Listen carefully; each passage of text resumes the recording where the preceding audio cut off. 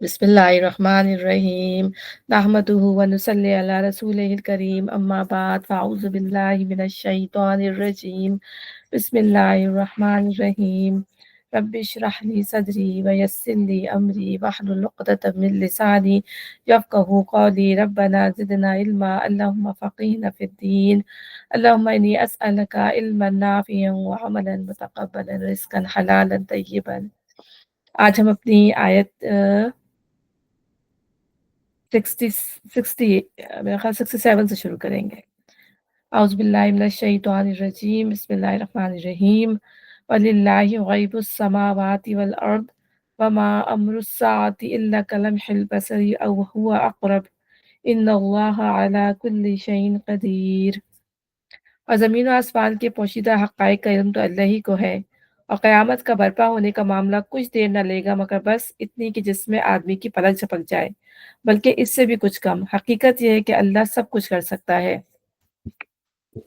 यानी पहले तो अल्लाह ताला ने, हमने कल पढ़ा ना, अल्लाह ने 3 मिसालें दी अपनी वहाँ पर कि अल्लाह ताला ने 3 तरह की मिसालें दी, एक इख्तियार बाइख्तियार की, और फिर आगे जाके जब और ज़्यादा फ़र्क के साथ अल्लाह ताला ने खोल कर जो है वो बयान कर दिया उसके बारे में कि मतलब ये कि वो एक ऐसा इंसान है जिसको शरीक करते हैं, वो किसी काबिल ही नहीं है, और जहाँ जाता है वो काम बिगाड़ता है, तो वो अल्लाह के बराबर वो कैसे हो सकता है, या अल्लाह के कामों में या इख्तियारात में उसे कैसे दखल हो सकता है। तो यहाँ पर अल्लाह ताला बता रहे हैं कि मतलब अच्छा 1 मिनट। हाँ, ज़मीन और आसमान के पोशीदा हक़ाइक़ का इल्म तो अल्लाह ताला को ही है। यानी वो नबी नबी सल्लल्लाहु अलैहि वसल्लम से बार-बार सवाल किया करते थे इससे रिलेटेड ना, कि क़यामत कब आएगी? इस तरीके का सवाल पूछते थे, हमारे पे क़यामत ले आओ। तो यहाँ पर अल्लाह उन्हीं की बात का अब यहाँ पर जवाब दे रहा है। और क़यामत के बर्पा होने का मामला कुछ देर न लगेगा मगर इतनी कि जिसमें आदमी की पलक झपक जाए, बल्कि इससे भी कुछ कम। यानी कि ऐसा नहीं होगा कि इंसान जो है वो इंतज़ार में बैठा है, उसको पहले जैसे पिछली कौमों को जो है बता दिया जाता था कि बस अब कुछ दिन रह लो, तुम पर अज़ाब आ जाएगा, ठीक है? लेकिन ये कि अब जो क़यामत का जो मामला है, वो ऐसा अचानक आएगा कि सेकंड भी नहीं लगेंगे, मतलब इंसान की पलक भी नहीं झपकेगी और पता भी नहीं चलेगा। कहते हैं ना, इंसान तैयारी कर ले, कुछ कर ले, नहीं, वो अचानक से आएगा। और हमने पढ़ा इक़्तरबस साअ, मेरा 17वें पारे में आएगा कि उसमें बताया कि जो दूध पीते हुए जो माँ अपने बच्चे को दूध पिला रही होगी, मतलब ऐसा होश-ओ-हवास से बेगाना करने वाली जो सूर फूँका जाएगा, वो होश-ओ-हवास से बेगाना कर देगा। एकदम सूर फूँका जाएगा। आप देखिए घरों में हम बैठे हुए हैं और एकदम से सूर फूँक दिया जाए, तो अंदाज़ा नहीं कर सकता ना कि इंसान तैयार नहीं था, जैसा है, जिस हाल में है, ठीक है ना? जो कहते हैं हामला औरतें, उनके हामला गिर जाएगा, तो अपने लोग नॉर्मल रूटीन के काम कर रहे होंगे और अचानक से जो है वो क़यामत आ जाएगी। अल्लाह ताला महफ़ूज़ फरमाए रब्बुल इज़्ज़त। तो यहाँ पे अल्लाह फरमा रहा है कि अल्लाह के लिए तुम जो क़यामत का बार-बार माँगना कर रहे हो, अल्लाह ताला के लिए कोई मुश्किल काम नहीं है। और लेकिन जब वो आएगी तो ऐसे आएगी कि इंसान को पता भी नहीं चलेगा। हकीकत ये है कि अल्लाह ताला सब कुछ कर सकता है। कुन फयाकुन कहता है ना अल्लाह ताला, कि अल्लाह के और वो चीज़ जो हो जाती है, तो अल्लाह का इख्तियार जो है बहुत ज़्यादा है। फिर यहाँ अल्लाह ताला फरमा रहे हैं, अल्लाह ने तुम्हारी माँओं के पेटों से निकाला इस हालत में कि तुम कुछ ना जानते थे। उसने तुम्हें कान दिए, आँखें दिए और सोचने वाले दिल दिए, इसलिए इसलिए कि तुम शुक्रगुज़ार बनो। सूरह इंसान में भी हमने पढ़ा कि अल्लाह ताला ने हल अता इंसानी अला मिनद दाहरि लम यकुन मिन शैइन शैय्या, यानी अल्लाह ताला ने कहा क्या कभी अभी तक क्या उस पे वो वक़्त नहीं आया कि वो जब कुछ भी ना था। यानी इंसान के ऊपर वो वक़्त नहीं आया उस वक़्त का कि जब वो, यानी जब वो पैदा भी नहीं हुआ था, उसे अपनी हस्ती के बारे में मालूम नहीं था। ये तो अल्लाह है जिसने उसको तख्लीक किया। एक एक जगह से निकाल के दूसरी जगह तक अल्लाह ताला जैसे माँ के पेट से निकाल के वो दुनिया में लेकर आया। तो उसको तो पता ही नहीं था, मतलब वो कोई काबिल ज़िक्र चीज़ ही नहीं था इंसान। ठीक है ना? तो फिर अल्लाह ताला कह रहे हैं कि तो अल्लाह का एहसान है तुम जिसने तुम्हें माँओं के पेटों में पैदा किया, फिर तुम्हें हर तरह की सलाहियत दे के पैदा किया। कल हमने माज़ूर बच्चों का पूछा, डिसेबल बच्चों को पूछा, माँओं के पेटों में वो भी पैदा होते हैं, ठीक है ना? लेकिन हमें अल्लाह का कितना शुक्र है, मालिक का कितना एहसान है उस रब का, वो अल्लाह ताला हमें ये चीज़ें क्यों दिखाते हैं? ये मुख्तलिफ ये रेयर केसेज़ होते हैं ना, मतलब आप समझिए कि 100 में से या हज़ारों में से 1 या 2 लोग होते हैं। अल्लाह ताला ने ये चीज़ें भी क्यों पैदा की हैं? इसलिए कि हम उससे सबक हासिल करें। अपने लिए। शुक्र करें अल्लाह ताला का कि अल्लाह ताला ने हमें हर नेमत से जो है वो नवाज़ा है। देखिए अल्लाह ताला फरमा रहे हैं कि ये जो अल्लाह ने कान दिए, इंसान उसको उस मकसद के लिए यूज़ नहीं करता जो जो जिस मकसद के लिए कान दिए गए हैं। आँखें जिस मकसद के लिए दी गई हैं, वो आँखें इंसान उस मकसद के लिए यूज़ नहीं करता, ना दिलों को जो है इस्तेमाल करता है। तो इसलिए वो क्या शुक्र करेगा अल्लाह ताला का। और बहुत कम, अल्लाह ताला बार-बार कुरान में फरमाते हैं कि इंसान जो है वो बहुत कम शुक्र करता है। جتنے اللہ تعالیٰ کے احسان ہے اس کے مقابلے میں تو شکر جو ہے وہ کچھ بھی نہیں ہے۔ پھر اللہ تعالیٰ جو ہے بتا رہے ہیں، کیا ان لوگوں نے کبھی پرندوں کو نہیں دیکھا کہ فضائے آسمانی میں کس طرح مسخر ہیں؟ اللہ کے سوا کس نے ان کو تھام رکھا ہے؟ اس سے بہت نشانی ان لوگوں کے لیے جو ایمان لاتے ہیں۔ اللہ تعالیٰ ہر نشانی کو بتا کے جو ان کو توحید کی دعوت دے رہے ہیں، جو ہے کافروں کو، مشرکین کو، کہ دیکھو یہ کون ہے جو جنہوں نے اللہ تعالیٰ نے آسمانوں میں ان چیزوں کو بھی رکھا ہوا ہے، زمین میں بھی ہر چیز کو اللہ تعالیٰ نے ہولڈ کیا ہوا ہے، کس کی قدرت ہے، کس کی کائنات ہے، اور اللہ تعالیٰ ہر چیز کی طرف جو ہے اشارے کر کے ہمیں بتا رہے ہیں۔ پھر اس کے بعد اللہ تعالیٰ جو ہے یہاں پر اپنی بلیسنگز کو دوبارہ بتا رہے ہیں۔ یعنی ہم نے کہا نا مویشیوں کی بات کر رہے ہیں اللہ تعالیٰ، تو بیچ میں پھر توحید کی مثالیں دیتے ہیں اللہ تعالیٰ۔ پھر توحید کی مثالیں دینے کے بعد، سمجھانے کے بعد، پھر واپس اسی موضوع پہ آ جاتے ہیں۔ تو اب یہاں پر پھر انہی جانوروں سے، مویشیوں سے ریلیٹڈ ہی بات کی جا رہی ہے۔ اللہ تعالیٰ نے تمہارے لیے اللہ تعالیٰ نے تمہارے لیے تمہارے گھروں کو جائے سکون بنایا، ٹھیک ہے؟ اب گھر تو اللہ تعالیٰ نہیں بناتے نا، تو گھر تو انسان ہی بناتے ہیں، لیکن ہم یہ دیکھیں کہ ان گھروں کو بنانے کے لیے تمام وسائل، تمام ریسورسز ہمیں کس نے عطا فرمائی ہیں؟ اور ہمیں دماغ جو ہے اللہ تعالیٰ نے اس کو بنانے کے لیے، اس کو کنسٹرکٹ کرنے کے لیے اللہ تعالیٰ نے ہمیں سکھایا نا، کہ اللہ تعالیٰ، ہم یہ کہہ رہے ہیں نا کہ اللہ تعالیٰ نے ہمارے اندر انسٹنکٹ کی یہ چیزیں، نیچرلی جو چیزیں ہمارے اندر الہام کی ہوئی ہیں، القا کی ہوئی ہیں، جو ہم کرتے ہیں، جو انسان کے دل میں ایک دم سے کوئی خیال آ جاتا ہے اور وہ انوینٹ کر دیتا ہے کوئی چیز انسان کے لیے فائدہ مند ہوتی ہے۔ تو اسی طریقے سے انسان نے اپنے کپڑے بنانا، اپنے کھانا بنانا، کس طرح کھانا ہے، کس طرح زندگی گزارنا ہے، جیسے جیسے جو ہے وہ گزرتا گیا ایک پڑھائی سے دوسرے پڑھائی میں، وہ سیکھتا چلا گیا۔ پھر گھروں میں بھی پہلے خیموں میں گھر بنا کے رہتے تھے، اس کے بعد آہستہ آہستہ لوگوں نے مزید ترقی کی، پھر دیکھا کہ کس طرح گھر بنتے ہیں، انہوں نے پھر گھر بھی بنائے۔ پھر گھر بھی ہم یہ دیکھتے ہیں کہ ہر جگہ اب یہاں پر ہر جگہ پہ جو گھر جو ہوتے ہیں،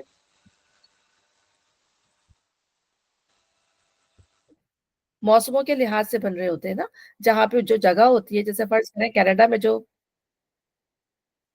جی جی جی جی روبینہ، ہم سورہ نحل پر ہیں اور ہم اس کی آیت 80 پڑھ رہے ہیں، ٹھیک ہے؟ تو وہ گھر دیکھیں، اگر ہم پاکستانی والے گھر اگر یہاں ہوں تو پھر وہ کنکریٹ کے بنے ہوئے ہوتے ہیں، تو یہاں تو سروائیو کرنا ہی مشکل ہو جائے گا، اس تو کنکریٹ کے جو اینٹوں کے مکان بنائے جائیں تو بالکل یہاں فریز ہو جائیں گے۔ وہ جو کنکریٹ کے جو گھر وہاں بنتے ہیں وہ ٹھنڈے رہتے ہیں، وہاں کا جو علاقہ ایسا ہے، گرم ہے، 11 مہینے تو وہ گرمی رہتی ہے، ٹھیک ہے؟ وہ گھر جو ہے وہ ٹھنڈا رکھتے ہیں۔ لیکن اگر یہی لکڑی کے گھر وہاں پہ بنائے جائیں تو ہم نے دیکھا ہے کہ وہاں پہ دیمک جلدی، کیونکہ وہ تھوڑا سا ویسا ہے نا، کیا بولتے ہیں، آ، کیا اس کو انگلش میں سمجھ میں نہیں آ رہا، وہ کیا بولتے ہیں جو آپ پانی پانی سا، یا ہیومیڈیٹی زیادہ ہوتی ہے نا پاکستان کے اندر، وہاں پہ سمندر ہے اس وجہ سے بھی، تو جو ہے جو لکڑی والے حصے پر جو ہے وہ دیمک زیادہ لگ جاتی ہے۔ تو دیکھا گیا ہے کہ جن گھروں میں جو لکڑی کے کام زیادہ ہوتے ہیں وہاں دیمک لگنے کے چانسز بھی بہت زیادہ ہوتے ہیں، ٹھیک ہے نا؟ تو اگر یہی لکڑی کے گھر وہاں بنا دیے جائیں پاکستان میں تو وہاں دیمک ہی کھا جائے گی ان کو۔ تو ہر دور میں، ہر جگہ میں انسان نے سیکھا کہ کون سے گھر جو ہے اس کے لیے بہتر ہوں گے، تو یہ سب سکھایا کس نے؟ اللہ تعالیٰ نے۔ اس کے ریسورسز کس نے دی؟ اللہ تعالیٰ نے ہمیں دی۔ پھر دوسری بات یہ کہ ہمیں گھر ہمارے لیے جو اللہ تعالیٰ کہہ رہے ہیں نا تمہارے گھروں کو جائے سکون بنایا، تو ہمیں گھر جو سب سے پہلے تو ہمیں ہماری پرائیویسی دیتا ہے ہمارا گھر، کہ ہم اپنے گھر میں جو چاہیں کریں، اطمینان سے رہیں، مطلب باہر کے لوگوں کی ہمیں پرواہ نہیں ہوتی، اپنی پرائیویسی ہوتی ہے، اپنی پروٹیکشن ہوتی ہے ہر طرح کی نا، کہ ڈسٹ سے بھی، نوائز سے بھی، ہر طرح کی پریشانی سے، باہر کی جو چیزیں ہو رہی ہیں ان سب سے ہمیں جو ہمارا گھر جو ہے بچا کے رکھتا ہے۔ اس طرح ہمیں وہ ہر سرد اور گرم موسم سے بچا کے رکھتا ہے، سورج کی گرمی اور تپش سے بچا کے رکھتا ہے، ٹھیک ہے؟ ہر وقت کے لوگوں کے آنے جانے سے ہمیں بچا کے رکھتا ہے، ٹھیک ہے نا؟ اور طرح طرح کے جو جراثیم ہوتے ہیں، کیڑے ہوتے ہیں، کیڑے مکوڑے ہوتے ہیں، باہر جو ہے وہ چیزیں کتنی ہوتی ہیں، ان تمام چیزوں سے ہمارا گھر جو ہے وہ ہمیں بچاتا ہے۔ تو یہ اللہ تعالیٰ کی مطلب کتنی بڑی بلیسنگ ہے کہ اس نے ہمیں گھر دیے، ہم اس پہ سکون سے، اطمینان سے، کوئی خوف، کوئی ڈر نہیں ہوتا، ہم اپنے گھر میں سکون سے اپنی فیملی کے ساتھ جو ہے وہ رہ رہے ہوتے ہیں۔ تو اللہ تعالیٰ دیکھیں، ہم یہی دیکھ رہے ہیں نا کہ اللہ تعالیٰ نے کس طرح ایک ایک چیز کی، اللہ تعالیٰ ہمیں ہماری زندگی کے اندر سے ہی مثال دے رہا ہے جو ہم یوز کرتے ہیں، شاید ہماری نظریں بھی، ہمارا خیال بھی اس طرف نہ جائے۔ پھر اس نے جانوروں کی کھالوں سے تمہارے لیے ایسے مکان پیدا کیے جنہیں تم سفر اور قیام دونوں حالتوں میں ہلکا پاتے ہو، یعنی چمڑے کے جو خیمے جن کا رواج عرب میں بہت تھا، اور یہ خاص طور پہ ان بدوی جو ہے وہ ان کے بارے میں کیا جا رہا ہے کہ جو بدوی جو ہوتے تھے نا، جو شہروں میں نہیں رہتے تھے وہ صحرا میں رہتے تھے، بدوی جو ہوتے تھے، اور وہ جو اپنے پانی کی اور خوراک کی تلاش میں جو ہے وہ ادھر سے ادھر اپنے اپنے جانوروں کو لے کے ادھر سے ادھر موو کرتے رہتے تھے. تو وہ کیا کرتے تھے، اپنے جب جانوروں کو کاٹتے تھے تو انہی کی کھالوں سے وہ خیمے بھی بنا لیتے تھے، اپنے فرش بھی بنا لیتے تھے، اسی پہ لیٹتے تھے، اسی پہ بیٹھتے، اسی سے بشکیزیں بنا لیتے تھے، اپنی ضرورت کی چیزیں جو ہے انہی کھالوں سے بنا لیتے تھے.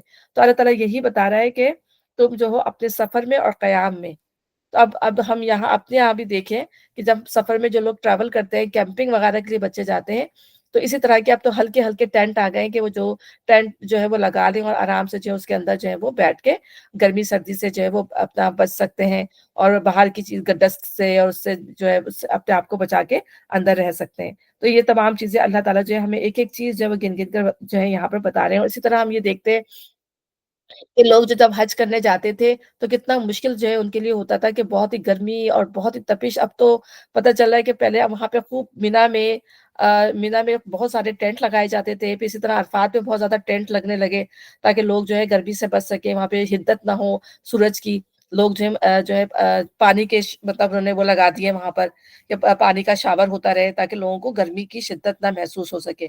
اور اب تو سنا ہے کہ جو ہے عرفات کے اندر جو ہے بلڈنگز بن رہی ہیں، اب تو وہاں پہ ہوٹلز بن رہے ہیں وہاں پہ باقاعدہ کہ لوگ وہاں پہ جا کے جو ہے وہ رہ سکیں. اتنی اللہ تعالیٰ نے مطلب آسانی. دیکھو انسان ایک چیز سیکھتا ہے تو اس سے دوسری چیزیں جو سیکھتا ہے، پھر لوگوں کی آسانی کے کام ہوتے ہیں. یعنی حج کرنے کے لیے کتنی آسانیاں اللہ تعالیٰ نے ان کو پیسہ دیا، ہر چیز دی، سہولت دی، تو وہ لوگوں کے لیے جو اس کو استعمال بھی کر رہے ہیں. تو یہاں پر بتانے کا مقصد یہ کہ اللہ تعالیٰ نے جو چیزیں دی انہی کو استعمال کرتے ہوئے لوگوں کے لیے فائدے کی چیزیں انسانی بناتے ہیں. اس نے جانوروں کے صوف اور اون اور بالوں سے تمہارے لیے پہننے اور برتنے کی بہت سی چیزیں پیدا کر دی جو زندگی کی مدت مقرر تک تمہارے کام آتی ہیں. یعنی اسے شیپ کی جو وول ہوتی ہے، اور پھر اسی طرح اونٹ کی کھال ہوتی ہے، گوٹ کی کھال ہوتی ہے، گائے کی کھال ہوتی ہے، اس سے جو ہے بہت ساری چیزیں بن سکتی ہیں. ٹھیک ہے. تو اللہ تعالیٰ اس میں یہ بتا رہے ہیں کہ تمہارے پہننے اور برتنے کی بہت ساری چیزیں پیدا کر دی جو زندگی کی مدت مقرر تک تمہارے کام آتی ہیں. اگر ہم آج سوچیں اس زمانے میں تو ان کا گزارا انہی چیزوں پہ ہوتا تھا.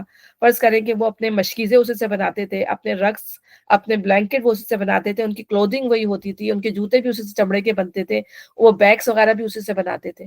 تو ان کا تو اوڑھنا بچھونا انہی جانوروں کے کھالوں کی چیزوں سے ہی ہوتا تھا. اور آج بھی ہم دیکھیں تو بہت ساری چیزیں ہمارے یہاں کھالوں سے ہی بن رہی ہوتی ہیں. جو جن چیزوں کا میں نے ذکر کیا وہ اب بھی کھالوں سے ہی بن رہی ہوتی ہیں. اور یہ چیزیں بہت جو کھالوں سے پیورلی بنتی ہیں وہ بہت زیادہ ایکسپینسو بھی ہوتی ہیں. ٹھیک ہے نا، کیونکہ پیور ہوتی ہیں بالکل بہت زیادہ. تو اس کو جو ہے نارملی انسان جو ہے اپنے گھر کے چیزوں کے لیے بھی یوز کرتا ہے اور باہر آنے جانے کے لیے بھی ان کو یوز کرتا ہے. اللہ تعالیٰ دونوں چیزیں بتا رہے ہیں، اساسا و متان، کہ ٹوٹلی گھر کے لیے بھی، اور پھر یہ کہ آپ باہر آتے جاتے ہیں اس کے لیے بھی اللہ تعالیٰ نے آپ کو یہ چیزیں زیر استعمال کرنے کے لیے دی. اس نے اپنی پیدا کی ہوئی بہت سی چیزوں سے تمہارے لیے سائے کا انتظام کیا. اب اللہ تعالیٰ نے کس طرح سائے کا انتظام کیا؟ اللہ تعالیٰ نے جیسے بادل ہیں، تو کبھی کبھی تو اتنی دھوپ ہوتی ہے، بادل آ جاتے ہیں، بارش برس جاتی ہے، سب سے بڑی بات یہ. پھر اللہ تعالیٰ اس میں پھر اب یہاں پہ اللہ تعالیٰ بتا رہے ہیں پہاڑوں کا. پہاڑ سے بھی کیا ہوتا ہے، انسان سایہ لیتے ہیں کہ انسان کسی صحرا میں جا رہا ہو، دور نکل گیا ہو، پہاڑوں کا سلسلہ کوئی چل رہا ہو، تو انسان جو ہے وہ جا کے پہاڑ میں بھی جا کے اپنا جو ہے گزارا کر لیتا ہے. پھر اسی طرح اللہ تعالیٰ نے گھر بنائے جس میں ہم اپنے آپ کو سورج کی تپش سے، ان چھتوں کے ذریعے سے بھی، جو ہمارے گھروں کی چھتیں ہیں، خیمے لگا لی جو اللہ نے اوپر ذکر کیا. تو یہ تمام چیزیں جو ہیں وہ انسان کے سائے کا کام دیتی ہیں. پھر اللہ تعالیٰ بتا رہے ہیں پہاڑوں میں تمہارے لیے پناہ گاہیں بنائیں. تو اللہ تعالیٰ نے پہاڑوں کے اندر جو پناہ گاہیں بنائی اس میں کیا ہے کہ انسان جو ہے کبھی ایسے علاقے میں جا رہا ہے، وہاں پہ پہاڑ ہے اور وہاں پہ آپ کو پتا ہے کوئی دشمن آپ کا پیچھا کر رہا ہے یا کوئی جانور ایسا ہے جو آ سکتا ہے، تو پہاڑوں میں انسان پناہ کر کے بھی جو ہے وہاں پہ رہ سکتا ہے، اپنے آپ کو جو ہے وہ پروٹیکٹ کر سکتا ہے ماؤنٹین سے. پھر سن سے بھی، یا ویدر سے بھی، کہیں بارش ہو گئی بہت تیز، کبھی سن بہت زیادہ ہے، تو اس طرح پہاڑوں میں، کیونکہ وہ تو پورا آپ عرب کی بات ہو رہی ہے نا، تو وہاں تو تھا ہی پہاڑوں کا سلسلہ سارا. ٹھیک ہے. تو یہاں پہ اللہ تعالیٰ مینشن بھی وہی چیزیں زیادہ کر رہے ہیں جو وہ لوگ زیادہ یوز کرتے تھے. اب ہم اس کو آج پر انٹرپریٹ کر لیں تو اب اپنے لحاظ سے ہماری کاریں ہیں، ہمارے ٹرکس ہیں، ہمارے گاڑیاں ہیں، تو ہم اگر جو ہے دیکھیں ہیٹر گاڑیوں میں لگا لیتے ہیں، اے سی گاڑیوں میں لگا لیتے ہیں ہیٹ سے بچنے کے لیے سورج کی. تو ہم اگر آج پہ کریں تو اللہ تعالیٰ ہمیں جو بلیسنگس آج دی ہیں تو ہم اس سے بھی کتنا زیادہ جو ہے وہ فائدہ اٹھاتے ہیں. تمہیں ایسی پوشاکیں بخشی اور تمہیں گرمی سے بچاتی ہیں.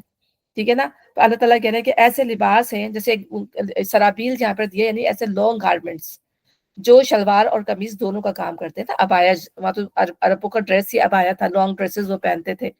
پھر سب سے بڑی بات یہاں پہ بتا رہے ہیں کہ جو گرمی سے بچاتی ہیں، تو یعنی بتانے کا مقصد ہے کہ گرمی سے بچاتی ہے، تو لامحالہ لباس جو ہے وہ ایک چیز بیان کرتی ہے، دوسری چیز بیان کرنے کا عربی کا یہ اسلوب ہے کہ وہ بعض دفعہ دوسری چیز بیان نہیں کرتا. تو گرمی کا بچاتی ہے تو ظاہر ہے سردیوں سے بھی بچاتی ہے. تو گرمی سے یہاں خاص طور پہ کیوں ہے کہ وہ ایسے خوبصورت یا ہلکی پھلکی جو کاٹن ہوتی ہے، ہم یہ دیکھتے ہیں کہ جتنی فائن کاٹن ہوتی ہے کتنی زیادہ وہ سافٹ ہوتی ہے اور ہمیں گرمی میں کتنا سکون پہنچاتی ہے. اگر بندہ یہ کہے کہ بھائی جسم پہ لباس ہی نہ ہو اور وہ دھوپ میں نکل جائے تو وہ کیا اس کے جسم کو جو ہے جھلسا دے گی. ٹھیک ہے نا. تو لباس جو ہے انسان کے لیے اس کی پروٹیکشن کے لیے ضروری ہے، اس کے جسم کے لیے ضروری ہے.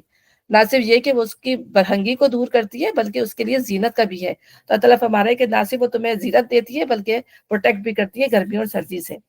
کچھ دوسری پوشاکیں جو آپس کی جنگ میں تمہاری حفاظت کرتی ہیں، یعنی ذرہ بختر جو ہے، جو ذرائع بنائی جاتی ہیں. اب تو جو ہے وہ جیکٹیں بن گئی ہیں، بڑی بڑی ہیوی ہیوی جیکٹس ہوتی ہیں جو بلٹ پروف ہوتی ہیں، جس میں سے بلٹ نہیں گزرتی. لیکن وہ جنگوں میں جو ہے وہ ذرہ بنائی جاتی تھی، چمڑے کی ذرہیں ہوتی تھی موٹے سم، اس میں لوہا بھی لگایا جاتا تھا. لوہے کے ساتھ اور چمڑے کے ساتھ جو ہے وہ ذرہ بختر بنتی تھی، جو اس وقت جو ہے وہ اس کی تلوار سے جو تھی کہ وار سے جو ہے یا تیروں سے جو ہے وہ بچایا کرتی تھی. تو اللہ تعالیٰ دیکھیں ایک ایک چیز جو انسان کے استعمال میں آ رہی تھی اور آ رہی ہے، اللہ تعالیٰ نے یہاں پر سب کا ذکر کیا ہے. اور یہ اللہ تعالیٰ کی بلیسنگز ہیں جو اللہ تعالیٰ نے انسان کو جو ہے پرووائڈ کی ہیں. اس طرح وہ تم پر اپنی نعمتوں کی تکمیل کرتا ہے. اتمام نعمت یا تقریبا نعمت سے مراد یہ کہ اللہ تعالیٰ زندگی کے ہر پہلو میں انسان کی ضروریات کا پوری جز جائزہ لیتا ہے، پھر ایک ایک ضرورت کو پورا کرنے کا جو ہے وہ انتظام فرماتا ہے. اس کے لیے اللہ نے کس کس پہلو سے کتنا کتنا اور کیسا کیسا کچھ سر و سامان پیدا کیا، اس کی تفصیلات اگر کوئی لکھنے بیٹھے تو ایک پوری کتاب تیار ہو جائے. یعنی اگر ہم جو ہے ایک کھانے کا ہی اگر ایک وہ لے لیں کہ اللہ تعالیٰ نے کھانے کی یہ چیزیں دی ہیں، ان کو کس طرح استعمال کرنا ہے، تو دیکھیں پوری پوری کتابیں ہیں کوکنگ کی. ٹھیک ہے نا، کہ جو چیزیں، جو سبزیاں، جو دالیں اور جو کچھ بھی اللہ تعالیٰ نے ہمیں پرووائڈ کیا ہے، تو لوگوں نے کئی کتابیں اس کے اوپر لکھ دی ہیں. تو زندگی کے شعبے سے ریلیٹڈ جتنی بھی چیزیں ہمیں اس دنیا میں میسر ہیں، اگر انسان اس ایک کے اوپر ہی بات کرے تو کئی کتابیں جو ہے اس کے اوپر لکھ دے بندہ. اور ضرورت کے تحت انسان، ہمیں جب کسی چیز کی اس طرح کی ضرورت ہوتی ہے تو ہم کتابیں کرتے ہیں، ہم گوگل کر کے سرچ کر کے نکالتے ہیں کتنا مواد ہے اس چیز کے اوپر. تو یہ نعمتیں اللہ تعالیٰ کی ہیں، اور پھر انسان کو جب یہ یوز کرے تو پھر اس کو اللہ تعالیٰ کہہ رہا ہے کہ پھر کیوں انسان جو ہے شکر ادا نہیں کرتا اللہ تعالیٰ کا. تو شاید کہ اللہ تعالیٰ فرما رہا ہے کہ وہ تم پر اپنی نعمتوں کی تکمیل کرتا ہے. یعنی کوئی ایسی چیز نہیں اللہ نے رہنے دی، اللہ نے اتمام کر دی اپنی نعمتوں کا، کہ آج ہم یہ کہہ سکیں کہ اللہ تعالیٰ نے یہ نعمت ہمیں نہیں دی یا ہم اس سے محروم ہیں. اللہ تعالیٰ نے ہمیں ہر چیز پرووائڈ کر دی. اور کیوں پرووائڈ کر دی؟ شاید کہ تم فرما بردار بنو. چاہے تم اللہ تعالیٰ، اس لیے کہ تم اللہ تعالیٰ کی ایک تو مسلمانوں کو خطاب ہے اور یہاں پر قریش کو خطاب کیا گیا. دونوں ہی ایک طریقے سے کہ قریش کو کیا ہے کہ شاید کہ یہ اللہ تعالیٰ کی اتنی زیادہ نعمتوں کو دیکھ کر شاید ان کے دل میں جو ہے وہ جو ہے ایمان کا جذبہ غالب آ جائے، شاید وہ اللہ تعالیٰ کو مان لیں.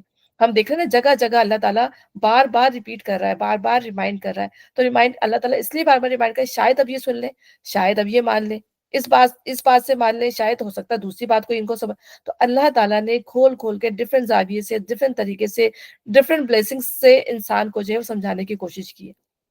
اور ہر کوئی جو ہے وہ کسی نہ کسی کو کوئی نہ کوئی بات کلک ہوئی ہے.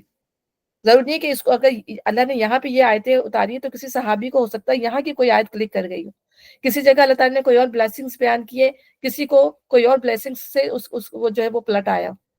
تو اللہ تعالیٰ نے مختلف طریقوں سے بات کو کھول کر شاید کہ انسان کے دل میں یہ بات اتر جائے. پھر دوسری بات یہ کہ مسلمانوں کے لیے کیوں کہ ہمارے اندر جو ہے جذبہ شکر پیدا ہو، تاکہ ہم جو ہے صحیح معنوں میں جو ہے مسلمان بن جائیں. تو ہم قرآن ہم پڑھ رہے ہیں نا، قرآن اب ہمارے لیے ہے، تاکہ ہمیں یہ ریمائنڈرز کیوں ہیں کہ ہم ان ریمائنڈرز کے ذریعے جو ہے وہ اللہ تعالیٰ کی پہچان صحیح معنوں میں کر سکیں، اس کی عظمت کو، اس کی قدرت کو صحیح معنوں میں پہچان سکیں. تو اب اگر یہ لوگ منہ موڑتے تو اے محمد صلی اللہ علیہ وسلم تم پر صاف صاف پیغام پہنچا دینے کے سوا اور کوئی ذمہ داری نہیں. یہ اللہ کے احسان کو پہچانتے ہیں پھر اس کا انکار کرتے ہیں. ٹھیک ہے نا، یعنی اللہ تعالیٰ پتہ ہے کہ یہ سب اللہ تعالیٰ نے دیا ہے، لیکن اس کے باوجود بھی کیا ہے کہ وہ جو ہے اللہ تعالیٰ کا انکار، یہاں پہ انکار کرنے سے مراد کیا ہے؟ ایک تو میجر کفر ہے کہ وہ اللہ کو مانتے ہی نہیں ہے، اللہ کا انکار کر دیا. لیکن ایک چھوٹا کفر کیا ہوتا ہے؟ وہ چھوٹا کفر سے مراد ہے کہ اللہ تعالیٰ کی ناشکری کرنا، کہ اللہ کی نعمتوں کو پہچان کے اس کی ناشکری کرنا. اور یہ ہم سب کے اندر اب ہم سب کو اپنا جائزہ لینا چاہیے کہ اللہ تعالیٰ کی اگر ایک نعمت بھی ہمارے پاس سے چلی جاتی ہے، ذرا سی کمی ہو جائے کھانے پینے میں، تو ہم جو ہے کتنی زیادہ جو ہے وہ ناشکری کرنا شروع کر دیتے ہیں، اور میرے پاس تو یہ چیز ہے ہی نہیں، ٹھیک ہے نا؟ اور پھر اس کو نہ صرف یہ کہ پھر وہ گھر سے بھی تذکرہ ہوگا، دوسروں سے بھی تذکرہ ہوگا کہ اس کے پاس تو ہے، میرے پاس تو یہ چیز کی کمی ہے، میرے پاس تو یہ چیز ہے ہی نہیں۔ اور اسی لیے نبی صلی اللہ علیہ وسلم نے فرمایا کہ عورتیں سب سے زیادہ اپنی ناشکری کی وجہ سے جو ہے وہ جہنم میں جائیں گی، کہ وہ جیسے ایک نبی صلی اللہ علیہ وسلم نے فرمایا کہ اس کا شوہر تھا، وہ بہت اچھا شوہر تھا، اس کا ہر خیال رکھتا تھا، لیکن اس شوہر سے کوئی کوتاہی یا غلطی ہو گئی یا اس کی کوئی ذمہ داری پوری نہ کر سکا، تو کہنے کا مجھ سے میں نے تم سے کبھی خوشی دیکھی ہی نہیں، مطلب فوراً۔ اور ہمارے اندر یہ ناشکری آ جاتی ہے کہ ہمیں کوئی مطلب کوئی ہماری خواہش پوری نہیں ہوئی، کوئی بات پوری نہ ہوئی، تو ہمارے دل میں جو ہے یہ چیز پیدا ہو جاتی ہے۔ تو اللہ تعالیٰ معاف فرمائے۔ تو یہ مردوں میں ہم یہ دیکھتے ہیں کہ اتنی ناشکری والی وہ کیفیت ہے، وہ دو، میں نے آپ پہلے ہی بتایا کہ وہ دو جوڑوں میں بھی گزارا کر لیتے ہیں، لیکن ہم خواتین ہی کے لیے وہ مرد کماتے ہیں، جو کچھ کرتے ہیں، لیکن ہمارے اندر جو ہے ناشکری کتنی زیادہ ہے کہ ذرا سی بھی کوئی کمی پیشی ہوتی ہے تو سب سے زیادہ جو ہے ناشکری ہمارے اندر سے ہی نکلتی ہے۔ تو اسی لیے تو ہمیں اس لیے ابھی شکر گزار ہونا چاہیے کہ ہم شکر گزاری یعنی کہ گریٹیٹیوڈ کیوں ہونا چاہیے ہمارے اندر کہ ہم جو ہے اللہ کی نعمتوں کو کے لیے جو ہے مور پازیٹیو ہو جائیں، کہ اور پھر اللہ تعالیٰ سے جو ہے ہم اس کے لیے دعا کریں کہ اللہ تعالیٰ مجھے توفیق دے کہ میں تیرا شکر ادا کروں، بالکل سلیمان علیہ السلام کی طرح کہ ربی اوزینی ان اشکر نعمتک التی انعمت علیہ وعلی والدی وان اعمل صالحا ترضا، کہ اللہ تعالیٰ میں تیری اس نعمت کا شکر ادا کروں کہ تو نے مجھے میرے والدین کو عطا کیا، اور میں وہ عمل کروں جو نیک اور صالح ہو، تجھے خوش کرنے کے لیے، تیری رضا کے لیے۔ تو ہم نمازوں میں پڑھتے ہیں نا یہ دعا، تو اللہ تعالیٰ کی شکر گزاری کے لیے ہمیں دعا کرنی چاہیے، اللہ تعالیٰ ہمیں اپنی شکر گزاری کی توفیق عطا فرمائے، ہمیں ہمیں بچائے کہ ہمارے منہ سے تیرے لیے جو ہے ناشکری کے جو ہے الفاظ نکلے۔ پھر جو گریٹیٹیوڈ کا جو پارٹ جو ہے انسان کی اپنی زندگی میں، وہ یہ کہ ہر وقت انسان خوش رہنے کی عادت ڈالے، ہے نہیں ہے زندگی میں کمی بیشی ہے، ہو سکتا ہے ہر بندہ خوش نہیں ہوتا، ناگواریاں بھی ہوتی ہیں انسان کی زندگی میں بہت زیادہ لیکن اس کے باوجود بھی جو اگر انسان اپنے آپ کو ہیپی اور مطمئن رکھے تو یہ جو ہے گریٹیٹیوڈ ہے۔ اور انگریٹیٹیوڈ کیا ہے کہ انسان چیزوں کے باوجود بھی جو ہے وہ ایک سیڈ فیس بنائے رہے، روتا رہے کہ مجھے یا یہ اپنے آپ کو ڈپریس فیل کرے سب کچھ ہونے کے باوجود بھی، تو پھر یہ اللہ تعالیٰ کی ناشکری ہے۔ تو ہم کر جاتے ہیں، ہم یہ ناشکری اسی طرح کر جاتے ہیں، کبھی ہمارا منہ بنا ہوا ہے، کبھی ہم ڈپریس ہیں، کبھی جو ہے ہمارے جو ہے چہرے سے فیل ہو جائے گا کہ بھئی یہ جو ہے ان کو کوئی بات جو ہے ناگواری ہے، کچھ ان کو پسند نہیں آ رہی ہے کوئی چیز اس طریقے کے، انسان کے چہرے سے پتہ چل جاتا ہے۔ تو اسی لیے ہم دیکھتے ہیں کہ نبی صلی اللہ علیہ وسلم کے چہرے پر ہمیں کتنی مشکلات ان کی زندگی میں تھی، آپ کے چہرے پہ ہر پاس ایک مسکراہٹ سی رہتی تھی۔ تو یہ جو ہے انسان کی زندگی کا اطمینان ہے جو اللہ تعالیٰ جو ہے انسان کو بخشتا ہے اس کی زندگی میں۔ ابھی ہم آگے پڑھیں گے کہ اللہ تعالیٰ ان لوگوں کو پاکیزہ زندگی بسر کراتا ہے، وہ زندگی ہوتی ہے جو انسان جو ہے نہ ہونے کم بھی ہوگا تو انسان کے دل کے اندر جو کنٹینٹمنٹ ہوتی ہے، شکر گزاری ہوتی ہے، ٹھیک ہے؟ تو یہ جو ہے گریٹیٹیوڈ کا حصہ ہے کہ انسان جو ہے ہمیشہ ہنستا مسکراتا رہے، چاہے ناگواریاں ہوں اس کے باوجود بھی، لوگوں کو مطلب اپنے چہرے سے یا اپنے فیلنگ سے لوگوں کو یہ اندازہ نہ ہونا دے کہ میرے ساتھ کوئی مشکلات بھی ہیں یا میرے ساتھ کوئی پریشانیاں بھی ہیں، کسی حد تک انسان جو اپنی کوشش کرے۔ تو یہاں پہ یہی بات ہے، یہ اللہ کے احسان کو پہچانتے ہیں، جیسے ہم سب کی بات ہو رہی ہے یہاں پر، پھر اس کا انکار کرتے ہیں یعنی اس کی ناشکری کرتے ہیں، اور ان میں بیشتر لوگ ایسے ہیں جو حق ماننے کے لیے تیار نہیں ہے، یعنی حق آنے کے باوجود حق کو سمجھنے کے لیے تیار نہیں ہے۔ انہیں کچھ ہوش بھی ہے کہ اس روز کیا بنے گی جبکہ ہم ہر امت میں سے ایک گواہ کھڑا کریں گے، پھر کافروں کو نہ حجتیں پیش کرنے کا موقع دیا جائے گا، نہ ان سے توبہ استغفار ہی کا مطالبہ کیا جائے گا۔ اب یہاں پہ یہاں جو بتایا جا رہا ہے وہ ڈے آف ججمنٹ کا سین بتایا جا رہا ہے، کہ ڈے آف ججمنٹ کا سین جو اللہ بار بار بتاتے گئے ہیں کہ ان کے لیے اللہ تعالیٰ جو ہے وہ جو جرم کر کے آئیں گے وہ لوگ دنیا کے اندر، تو ظاہر ہے ان کے لیے ان کے جرم کے لیے گواہ بھی تو پیش کیا جائے گا نا، سب سے بڑا گواہ جو ہے اس امت کا نبی ہوگا، اللہ تعالیٰ جو ہے ان کے لیے لے کر آئیں گے، اور وہ نبی بتائیں گے کہ کون میرا بلیور تھا، کس نے مجھے مانا، کس نے مجھے نہیں مانا، ٹھیک ہے نا؟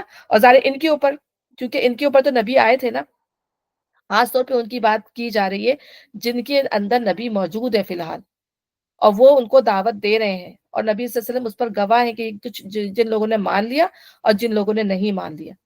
تو اسی طرح سے جو لوگ اس کے علاوہ بھی اللہ تعالیٰ جو ہے گواہ بنائیں گے لوگوں کو، جو اہل حق ہے، ہم نے کہا کہ اہل حق ہے یا اہل ذکر ہے یا اہل علم ہے، جو لوگوں کو اللہ کی بات پہنچاتے ہیں ان کو بھی اللہ تعالیٰ لائیں گے، جو بعد میں اب ہمارے پاس نبی نہیں ہے، ٹھیک ہے نا، تو اہل علم بتائیں گے وہاں پہ کھڑے ہو کر۔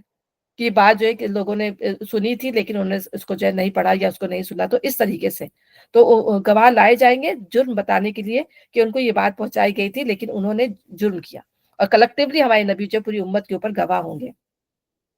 پھر کافروں کو نہ حجتیں پیش کرنے کا موقع دیا جائے گا، یعنی اب کیا ہوگا، یہ وہ وش کریں گے کہ اللہ تعالیٰ ہماری کوئی بات سن لے، یا اللہ تعالیٰ ہماری طرف نظر کر لے، تو اللہ تعالیٰ اللہ تعالیٰ ان سے بات کرے گا نہ ان کی طرف دیکھے گا۔ سب سے بڑی بات اللہ نے تو بالکل اس بات کو وہی کر دیا کہ نہ اللہ ان کو دیکھے گا، نہ اللہ تعالیٰ ان کو پاک صاف کرے گا، نہ اللہ ان سے بات کرے گا۔ اور پھر اللہ تعالیٰ کہہ رہے ہیں کہ اور نہ ہی ان کو کوئی چانس دیا جائے گا کہ وہ اللہ کے آگے کوئی بات کر سکے، کوئی معافی مانگ سکیں، یا اپنی کوئی کہے کہ نہیں یہ مجھ سے غلطی ایسی ہو گئی تھی یا ویسی ہو گئی تھی، کوئی بھی ان کو اپنا عذر پیش کرنے کا موقع نہیں دیا جائے گا، نہ ہی وہ اللہ کے آگے جو ہے اس وقت توبہ استغفار کا ہی مطالبہ کر سکیں گے، کیونکہ جتنا ٹائم اللہ نے کتنا ٹائم دیا، ہم یہ دیکھ رہے ہیں، پورا قرآن پڑھ رہے ہیں، اللہ تعالیٰ کی دعوت کتنی زور و شور سے اللہ تعالیٰ کی دعوت جو ہے وہ جاری و ساری ہے پورے قرآن کے اندر، توحید کا سبق، لیکن انہوں نے نہ توبہ کی نہ استغفار کی، اور اوپر ہی جو ہے نا حق کو مانا، تو پھر اس وقت جو ہے کوئی ٹائم ان کو نہیں دیا جائے گا۔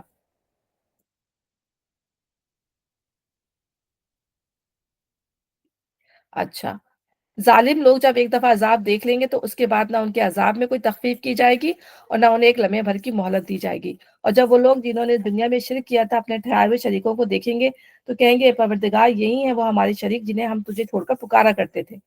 یعنی اللہ تعالیٰ کہہ رہے ہیں کہ ہم ان کے درمیان سے اجنبیت کا پردہ ہٹا دیں گے، پیچھے پڑ کے گئے نا، تو وہ ایک دوسرے کو خوب پہچانیں گے، تو لیکن جن کو شریک ٹھہرایا ہوگا وہ تو صاف انکار کر دیں گے، ہم نے تو حکم نہیں دیا تھا، جیسے ہمارے نبی کو بھی فرض کرے شریک ٹھہرایا، یا عیسیٰ علیہ السلام کو شریک ٹھہرایا، یا دوسرے انبیاءوں کو شریک ٹھہرایا، یا کسی علی ولی کو یا کسی کو بھی، تو وہ سارے جو ہے ان کے شرک کا جو انکار کر دیں گے کہ ہم نے تمہیں یہ دعوت تو نہیں دی تھی، ہم نے تم سے یہ بات تو نہیں کہی تھی کہ ہم اللہ کے جگہ تو ہمیں شریک ٹھہراؤ۔ یہاں پہ یہی بات کی جا رہی ہے۔ اس پر ان کے معبود انہیں صاف جواب دیں گے کہ تم جھوٹے ہو۔ اس وقت یہ سب اللہ کے آگے جھک جائیں گے اور ان کی ساری افطرا پردازیاں رفو چکر ہو جائیں گی، یہ دنیا میں کرتے رہے تھے۔ جن لوگوں نے خود کفر کی راہ اختیار کی اور دوسروں کو اللہ کی راہ سے روکا، انہیں ہم عذاب پر عذاب دیں گے۔ ایک عذاب ان کے نہ خود ماننے کا، اور دوسرا عذاب کیا ہوگا جو انہوں نے لوگوں کو روکا، تو عذاب پر عذاب، ڈبل عذاب ان کو دیا جائے گا اس فساد کے بدلے میں وہ جو دنیا میں برپا کرتے تھے۔ اب یہاں پھر بتایا جا رہا ہے کہ اے محمد صلی اللہ علیہ وسلم، انہیں اس دن سے خبردار کر دو جبکہ ہم ہر امت پہ سے خود انہی کے اندر سے ایک گواہ کھڑا کریں گے جو اس کے مقابلے میں شہادت دے گا، اور ان لوگوں کے مقابلے میں شہادت دینے کے لیے ہم تمہیں لائیں گے۔ ٹھیک ہے نا؟ اس کے دو معنی ہیں، ایک تو یہ کہ آپ جیسے ہر امت میں ایک نبی کھڑا ہوگا، تو اس قریش کے اندر یہ اس پورے جو امت میں نبی صلی اللہ علیہ وسلم کی امت میں نبی صلی اللہ علیہ وسلم کھڑے ہوں گے، اور دوسرے معنی یہ کہ ان تمام امتوں پر ہم نبی صلی اللہ علیہ وسلم کو امت جو، اور پچھلی آیتیں اس کی تشریح کرتی ہیں کہ تمام جو امتوں پر نبی صلی اللہ علیہ وسلم کو ایز اے گواہ لے کر تمام جو ہے امتوں پر گواہ کی حیثیت سے لایا جائے گا، اور جو ہماری نبی صلی اللہ علیہ وسلم کی جو امت ہے وہ تمام قوموں پہ امت کے طور پر گواہی دے گی، اس لیے کہ اللہ تعالیٰ فرما رہے ہیں کہ قرآن اللہ تعالیٰ نے جو اتارا ہے، اس قرآن میں اللہ تعالیٰ نے تمام انبیاؤں کے واقعات کھول کر بیان کر دیے ہیں کہ ان کی قوموں نے مانا، کس نے مانا، کس نے نہیں مانا، اور ہم یہ بات اچھی طرح جانتے ہیں۔ ٹھیک ہے، تو اس لحاظ سے ہم جو ہے کہ ہم نے قرآن پڑھا تھا، ہمیں صحیح خبر اللہ نے دی تھی، تو ہم گواہی دیں گے کہ اللہ تعالیٰ یہ نبی سچے تھے، انہوں نے جو بات بتائی تھی سچی تھے، اور ان کی جو قوم جو کی کوئی قومیں جھوٹ بولیں گی اور اپنے نبیوں کی بات کا اس وقت بھی انکار کریں گی، تو اس لحاظ سے گواہ کے طور پر ہمیں لایا جائے گا، سب سے پہلے نبی صلی اللہ علیہ وسلم کو اور پھر امت کو۔ اور یہ اسی شہادت کی تیاری ہے کہ ہم نے یہ کتاب تم پر نازل کر دی ہے جو ہر چیز کی صاف صاف وضاحت کرنے والی ہے، یعنی ہر ایسی چیز کی وضاحت جس پر ہدایت و ضلالت اور فلاح خسران کا مدار ہے، یعنی ہر چیز صاف صاف کھول کر بتا دیے کہ کس چیز میں ہمارے لیے ہدایت ہے اور کس چیز میں جو ہے ہمارے لیے جو ہے وہ نقصان ہے۔ اچھا، اور ہدایت اور رحمت اور بشارت ہے ان لوگوں کے لیے جنہوں نے سر تسلیم خم کر دیا ہے۔ اب آگے اللہ عدل اور احسان اور صلہ رحمی کا حکم دیتا ہے۔ اب یہاں پر اللہ تعالیٰ ہمیں ایٹیکیٹ سکھا رہے ہیں، اللہ تعالیٰ ہمیں جو ہے زندگی میں رہنے کے اصول سمجھا رہے ہیں جو ہمیں پہلے بھی اللہ تعالیٰ سکھاتے جا چکے ہیں، اب ایز اے ریمائنڈر اللہ تعالیٰ ہمیں پھر سکھا رہے ہیں کہ کیا چیزیں جو انسان کی زندگی کے لیے جو ہے وہ بہت ضروری ہیں زندگی کے اندر، جب وہ آپس میں جو ہے وہ معاملات کریں تو اس کے اندر جو ہے سب سے پہلی چیز جو ہے عدل۔ ٹھیک ہے نا؟ عدل کیا چیز ہے کہ انسان جو ہے لوگوں کے درمیان حقوق میں توازن اور تناسب قائم کرے، ٹھیک ہے نا؟ یعنی اس کا جو اکنالج کرے، یعنی فیئرنس ہو، ہر حقدار کو جو ہے اس کا حق دیا جائے، ہر حقدار کو حق دینے کا مطلب یہ نہیں کہ برابر برابر سب کو بانٹ دیا جائے، بلکہ جس کا حق ہے اس کو اس کا حق جو ہے وہ برابر سے مل جائے. جیسے ہم نے دیکھا کہ وراثت میں حق عورت کا کم ہوتا ہے، مرد کا زیادہ ہوتا ہے. ٹھیک ہے نا. تو حقدار کو جو ہے اس کا جو حق، ماں کا حق جو ہے، باپ کا حق جو ہے، جس کا جو حق اللہ تعالیٰ نے لکھ دیا ہے، اس کا حق اس کے جائز فارم میں اگر دے دیا جائے تو یہ جو ہے وہ عدل ہے. ٹھیک ہے نا. تو اب جیسے آپ فرض کریں کسی دعوت میں گئے ہوئے ہیں، دعوت میں اب جو بڑے اگر کھڑے ہوئے ہیں اور بچے بھی کھڑے ہوئے ہیں، تو کیا ہوگا کہ بڑوں کو جو ہے بڑی پلیٹ میں دیا جائے گا، چھوٹے بچوں کو چھوٹی پلیٹ میں دیا جائے گا. یہ عدل یہ نہیں ہے کہ بس سب کو ایک، ارے بڑے زیادہ کھاتے ہیں بچے کم کھاتے ہیں. تو توازن یہ ہے کہ ضرورت کے لحاظ سے جو عدل کی وہ بنتی ہے نا، اس کے لحاظ سے عدل کیا جائے گا کہ اس کے حق میں جو ہے، اگر بچہ تو اس کے حق میں کمی نہ ہو، بڑا ہو تو اب اگر بڑے کو بچے والی خوراک دیتے ہیں تو بھی صحیح چیز نہیں ہے. تو ایک ایگزامپل ہے جیسے بتانے کی کہ اس کو جو ہے دیکھ کر کے انسان جو ہے اس کا عدل جو ہے وہ اس طرح کا توازن کے ساتھ ہونا چاہیے.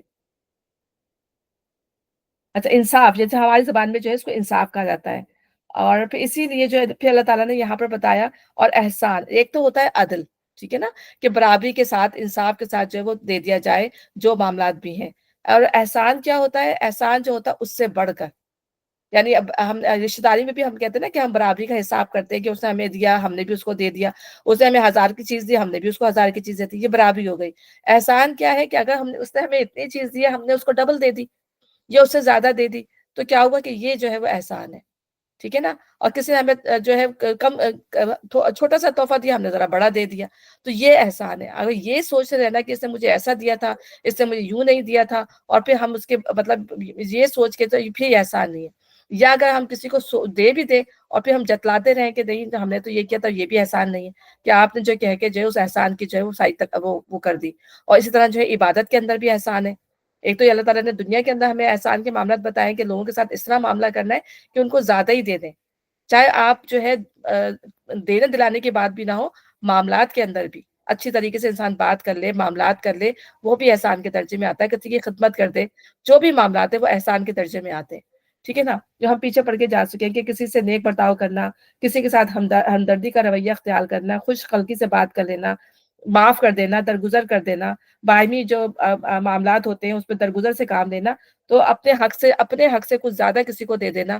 ٹھیک ہے نا. غریب مسکین جو ہے ان کو جو ہے نواز دینا، ان کو دے دینا اگر آپ کے پاس زیادہ. یہ تمام جو ہے احسان کے درجے میں تمام چیزیں آتی ہیں جو ہم اچھی طرح جا کر پڑھ چکے ہیں. اور اس سے جو ہے معاشرے کے اندر جو ہے ایک مساوات کی ایک جو کیا کہیں گے کہ توازن کی کیفیت قائم ہوتی ہے.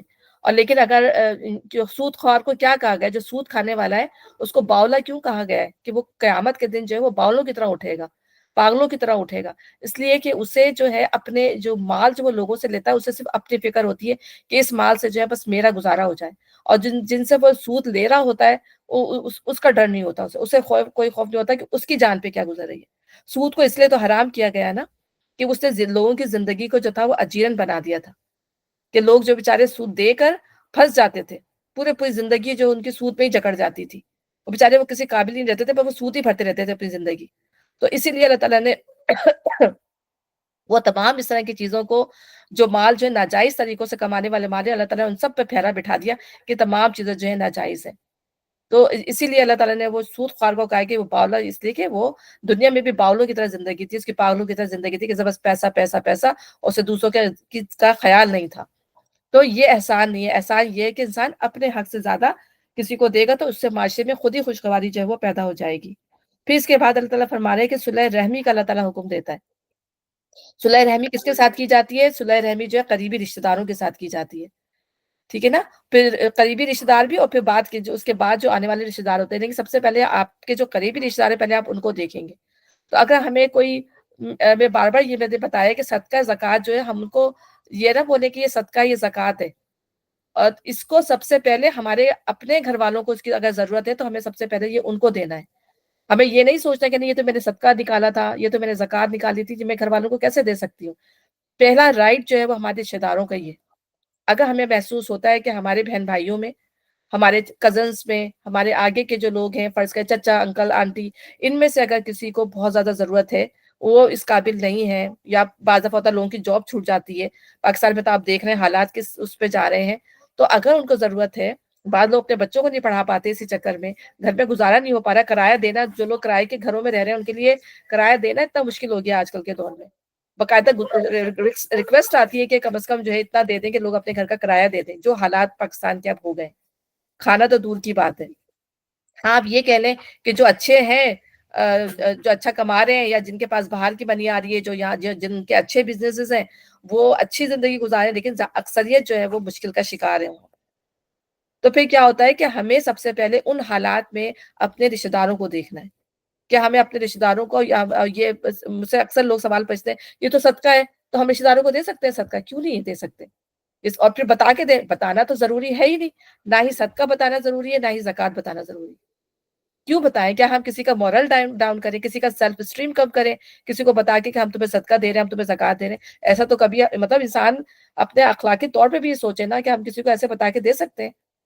کسی کو دینا ہے تو ایسا گفٹ دے دیں، مطلب اگر آپ نے پیسے نکالے بھی ہیں تو آپ یہ دے دیں کہ میں نے گفٹ دیا، یا آپ کے بچوں کو میں کچھ دے نہیں سکی تھی، میں نے آپ کے بچوں کو دے دیا۔ اس طریقے سے بندہ کسی بھی، مطلب کوئی بات کہہ کے کچھ بھی کہہ کے دے سکتا ہے پیسے، لیکن یہ بالکل نہیں بتانا چاہیے، کیونکہ یہ صدقہ دینا، یہ زکوٰۃ دینا، یہ ہمارا اللہ کا معاملہ ہے، قبول تو اللہ کر رہا ہے، دیکھ بھی اللہ رہا ہے۔ تو ہمیں یہ بتانے کی کسی کو بھی ضرورت نہیں ہے کہ ہم نے جو پیسے نکالے تھے، جس مد میں نکالے تھے، اگر وہ جس کے پاس پہنچ گئے وہ اللہ نے قبول کر لیے، بس یہ ہمارے لیے کافی ہے۔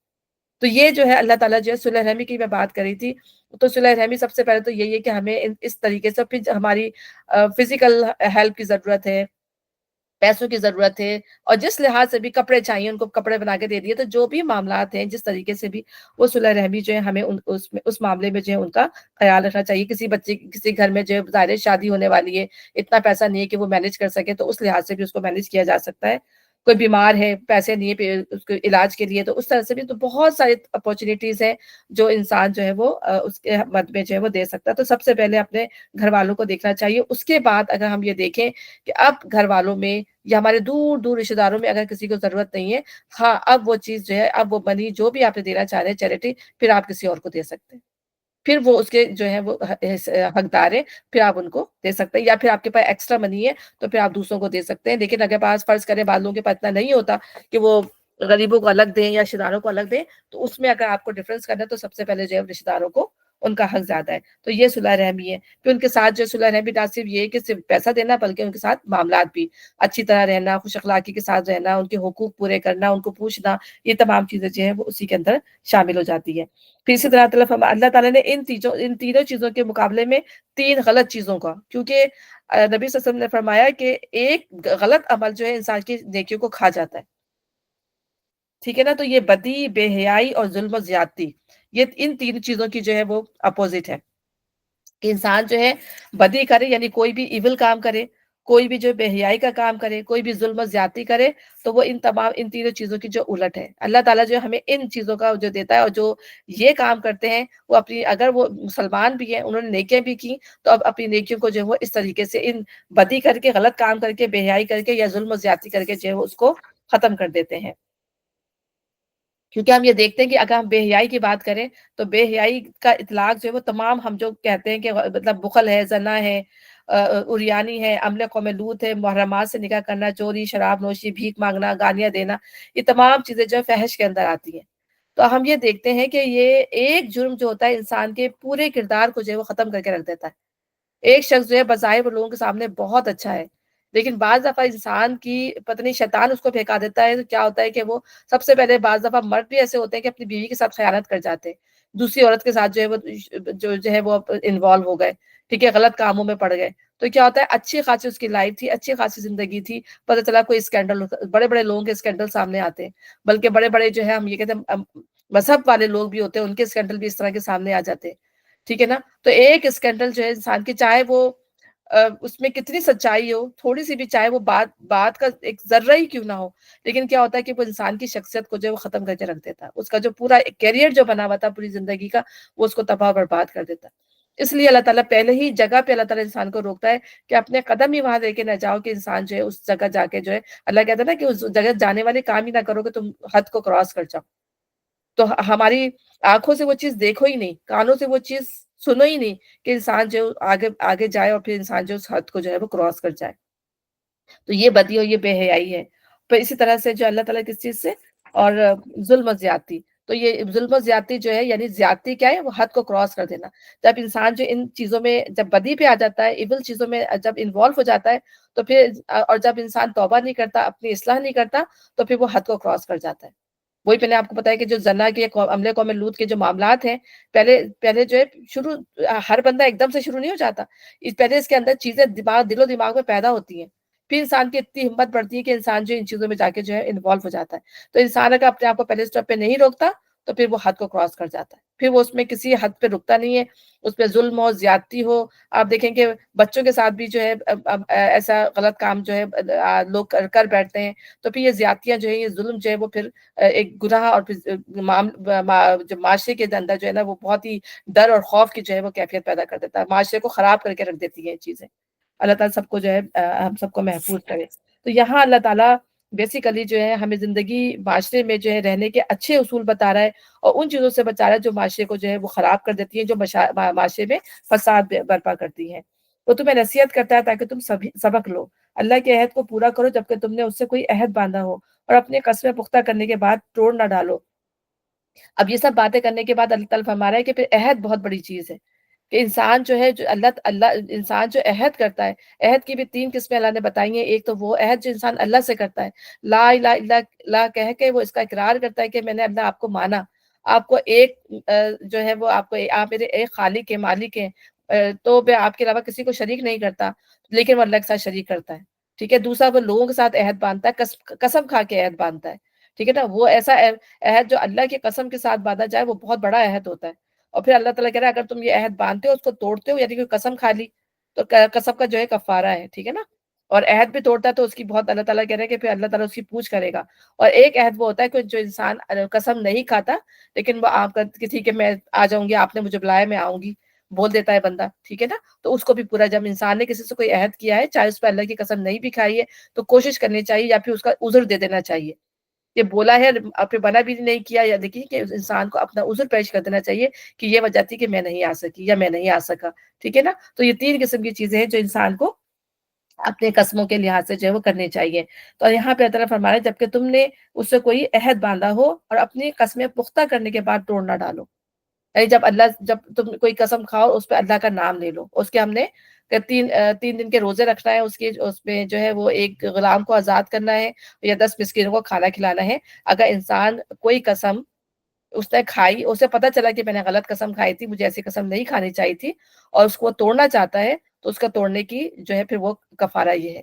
لیکن اگر کوئی قسم ایسی ہے جس کو نہیں توڑنا، جیسے کہ مطلب بعض معاملات ایسے ہوتے ہیں کہ میں نے، وہ کہتا ہے کہ جیسے میں نے اس رشتے دار کی جو کفالت کرنی ہے، میں ہمیشہ اس کی کفالت کروں گا، اللہ تعالیٰ نے مجھے جب تک دیے میں کروں. لیکن اب کیا ہوا، قسم کھا لیا آپ نے. ٹھیک ہے نا. اور اللہ تعالیٰ کا واسطہ، اب اللہ کی قسم بھی کھا لی. اب اگر آپ جو اس کو نہیں کفالت کریں گے تو آپ گناہگار ہوں گے نا، کہ آپ نے اللہ سے وعدہ کیا، آپ نے اللہ سے عہد کیا، آپ نے اس رشتے دار سے بھی عہد کیا کہ نہیں میں تمہیں ہر مہینے کچھ نہ کچھ دوں گا، اور پھر آپ اس کی نہیں کرتے کفالت، تو پھر اس وقت آپ جو ہے وہ گناہگار ہیں. ٹھیک ہے نا. اللہ کے آگے بھی، اور ظاہر سی باتیں بندے سے بھی آپ نے کیا تو اس سے بھی آپ کو معافی مانگنی ہوگی. تو جبکہ تم اللہ کو اپنے اوپر جو ہے گواہ بنا چکے ہو، اللہ تمہارے سب افعال سے باخبر ہے. تمہاری حالت اس عورت کی سی نہ ہو جائے جس نے آپ ہی محنت سے سود کاٹا، اور پھر آپ ہی اسے ٹکڑے ٹکڑے کر ڈالا. ٹھیک ہے نا. اب یہاں پہ اللہ تعالیٰ نے کہا جاتا ہے کہ عرب میں ایک عورت تھی جو تھوڑی سی پاگل سی تھی، تھوڑی سی نا. تو وہ بس یہی نا، یہ بناتی رہتی تھی. میں ایک ایسی قصہ پڑھی تھی، وہ جو بتا رہی تھی درس. تو وہ یہ انہوں نے کہا کہ عرب میں کہا جاتا ہے کہ ایسی عورت تھی جو یہ بناتی رہتی تھی سوت، یعنی دھاگا بناتی رہتی تھی، پھر اس کو کاٹتی تھی، پھر دوبارہ ڈال دیتی تھی، دوبارہ بناتی رہتی تھی. بس اس کا دماغ تھوڑا ایسا تھا. تو اللہ تعالیٰ نے اس طرح کی مثال کیوں دی ہے یہاں پر، کہ انسان جو ہے، جب انسان کانٹریکٹ کرتا ہے، کسی سے معاہدہ کرتا ہے، کسی سے وعدہ کرتا ہے، تو اس میں زیادہ ٹائم بھی لگتا ہے، ایفرٹ بھی لگتی ہے. ہم یہ دیکھتے ہیں کہ جیسے شادی کا کانٹریکٹ ہے، بڑے بڑے کانٹریکٹ کی ہم بات کریں، اگر شادی کا کانٹریکٹ کتنا بڑا ہوتا ہے، پورے 2 خاندان اس کے اندر جو ہے انوالو ہوتے ہیں، ٹائم لگتا ہے اس کے اندر جو ہے، اس میں آپ دیکھیں شادی بیاہ میں ایک پروسیس لگتا ہے. اور پھر جو ہے انسان مضبوط کرنے کے بعد جو ہے وہ اس کو صرف ایک لفظ سے توڑ دے، طلاق کہہ دے، ڈائیورس لے لے. تو کتنی کیسی مطلب یہ بات ہے کہ انسان نے اتنی محنت سے یہ کام کیا، اور پھر خود ہی جو ہے اس کو ٹکڑے ٹکڑے کر ڈالا اپنے ہاتھ سے. یعنی چیزوں کو پختہ کرنے کے بعد اپنے ہاتھ سے، جس طرح جیسے ایک نے جو دھاگا بوندا، اس کو پھر کاٹ کے جو ہے اتنی محنت کے بعد جو ہے اس کو ختم کر دیا. تو یہاں پہ اللہ تعالیٰ نے یہ مثال دی ہے. اسی طرح بزنس کے معاملے میں بھی لوگ جو ہے बिज़नेस चलाते हैं अपना, उसके लिए जो है कॉन्ट्रैक्ट करते हैं, एक मुल्क से दूसरे मुल्क आ जा रहे होते हैं, टाइम लगाते हैं, पैसा लगाते हैं, और फिर क्या होता है कि आपस में फिर कोई गलतफ़हमी हो गई, फिर ये कॉन्ट्रैक्ट जो है खत्म हो जाते हैं, कारोबार जो है खत्म हो जाते हैं, टूट जाते हैं, बैंकरप्ट हो जाते हैं। तो ये क्या है कि इतने जो इस तरह के अहद होते हैं, फिर ये कौमों के अहद भी होते हैं कि फिर वो कौमें से अहद करती हैं कि हम ये असलिया अपना रोक के रखेंगे, हम जो है तुम्हारे पे चढ़ाई नहीं करेंगे, बल्कि हम जो है अगर तुम्हारे पे कुछ वो होगा तो हम तुम्हारा साथ देंगे। तो इस तरह के कॉन्ट्रैक्ट कौमों के दरमियान होते हैं। तो लोगों के दरमियान भी, ग्रुप्स के दरमियान भी जो भी कॉन्ट्रैक्ट होते हैं, अल्लाह ताला जो है हमें माशरे में रहने के उसूल बता रहे हैं ना, तो हमें ये भी बता रहा है कि किस तरह तुमने जो अपनी ज़िंदगी को गुज़ारना है। मुसलमानों को हमें इस तरीका सिखा रहे हैं ना कि हमें चाहे वो एक इंसान की सतह पर हो, ग्रुप्स की सतह पर हो, ठीक है ना, या कौमों की सतह पर हो, अहद की पाबंदी जो है वो हर हाल में पूरी करनी है।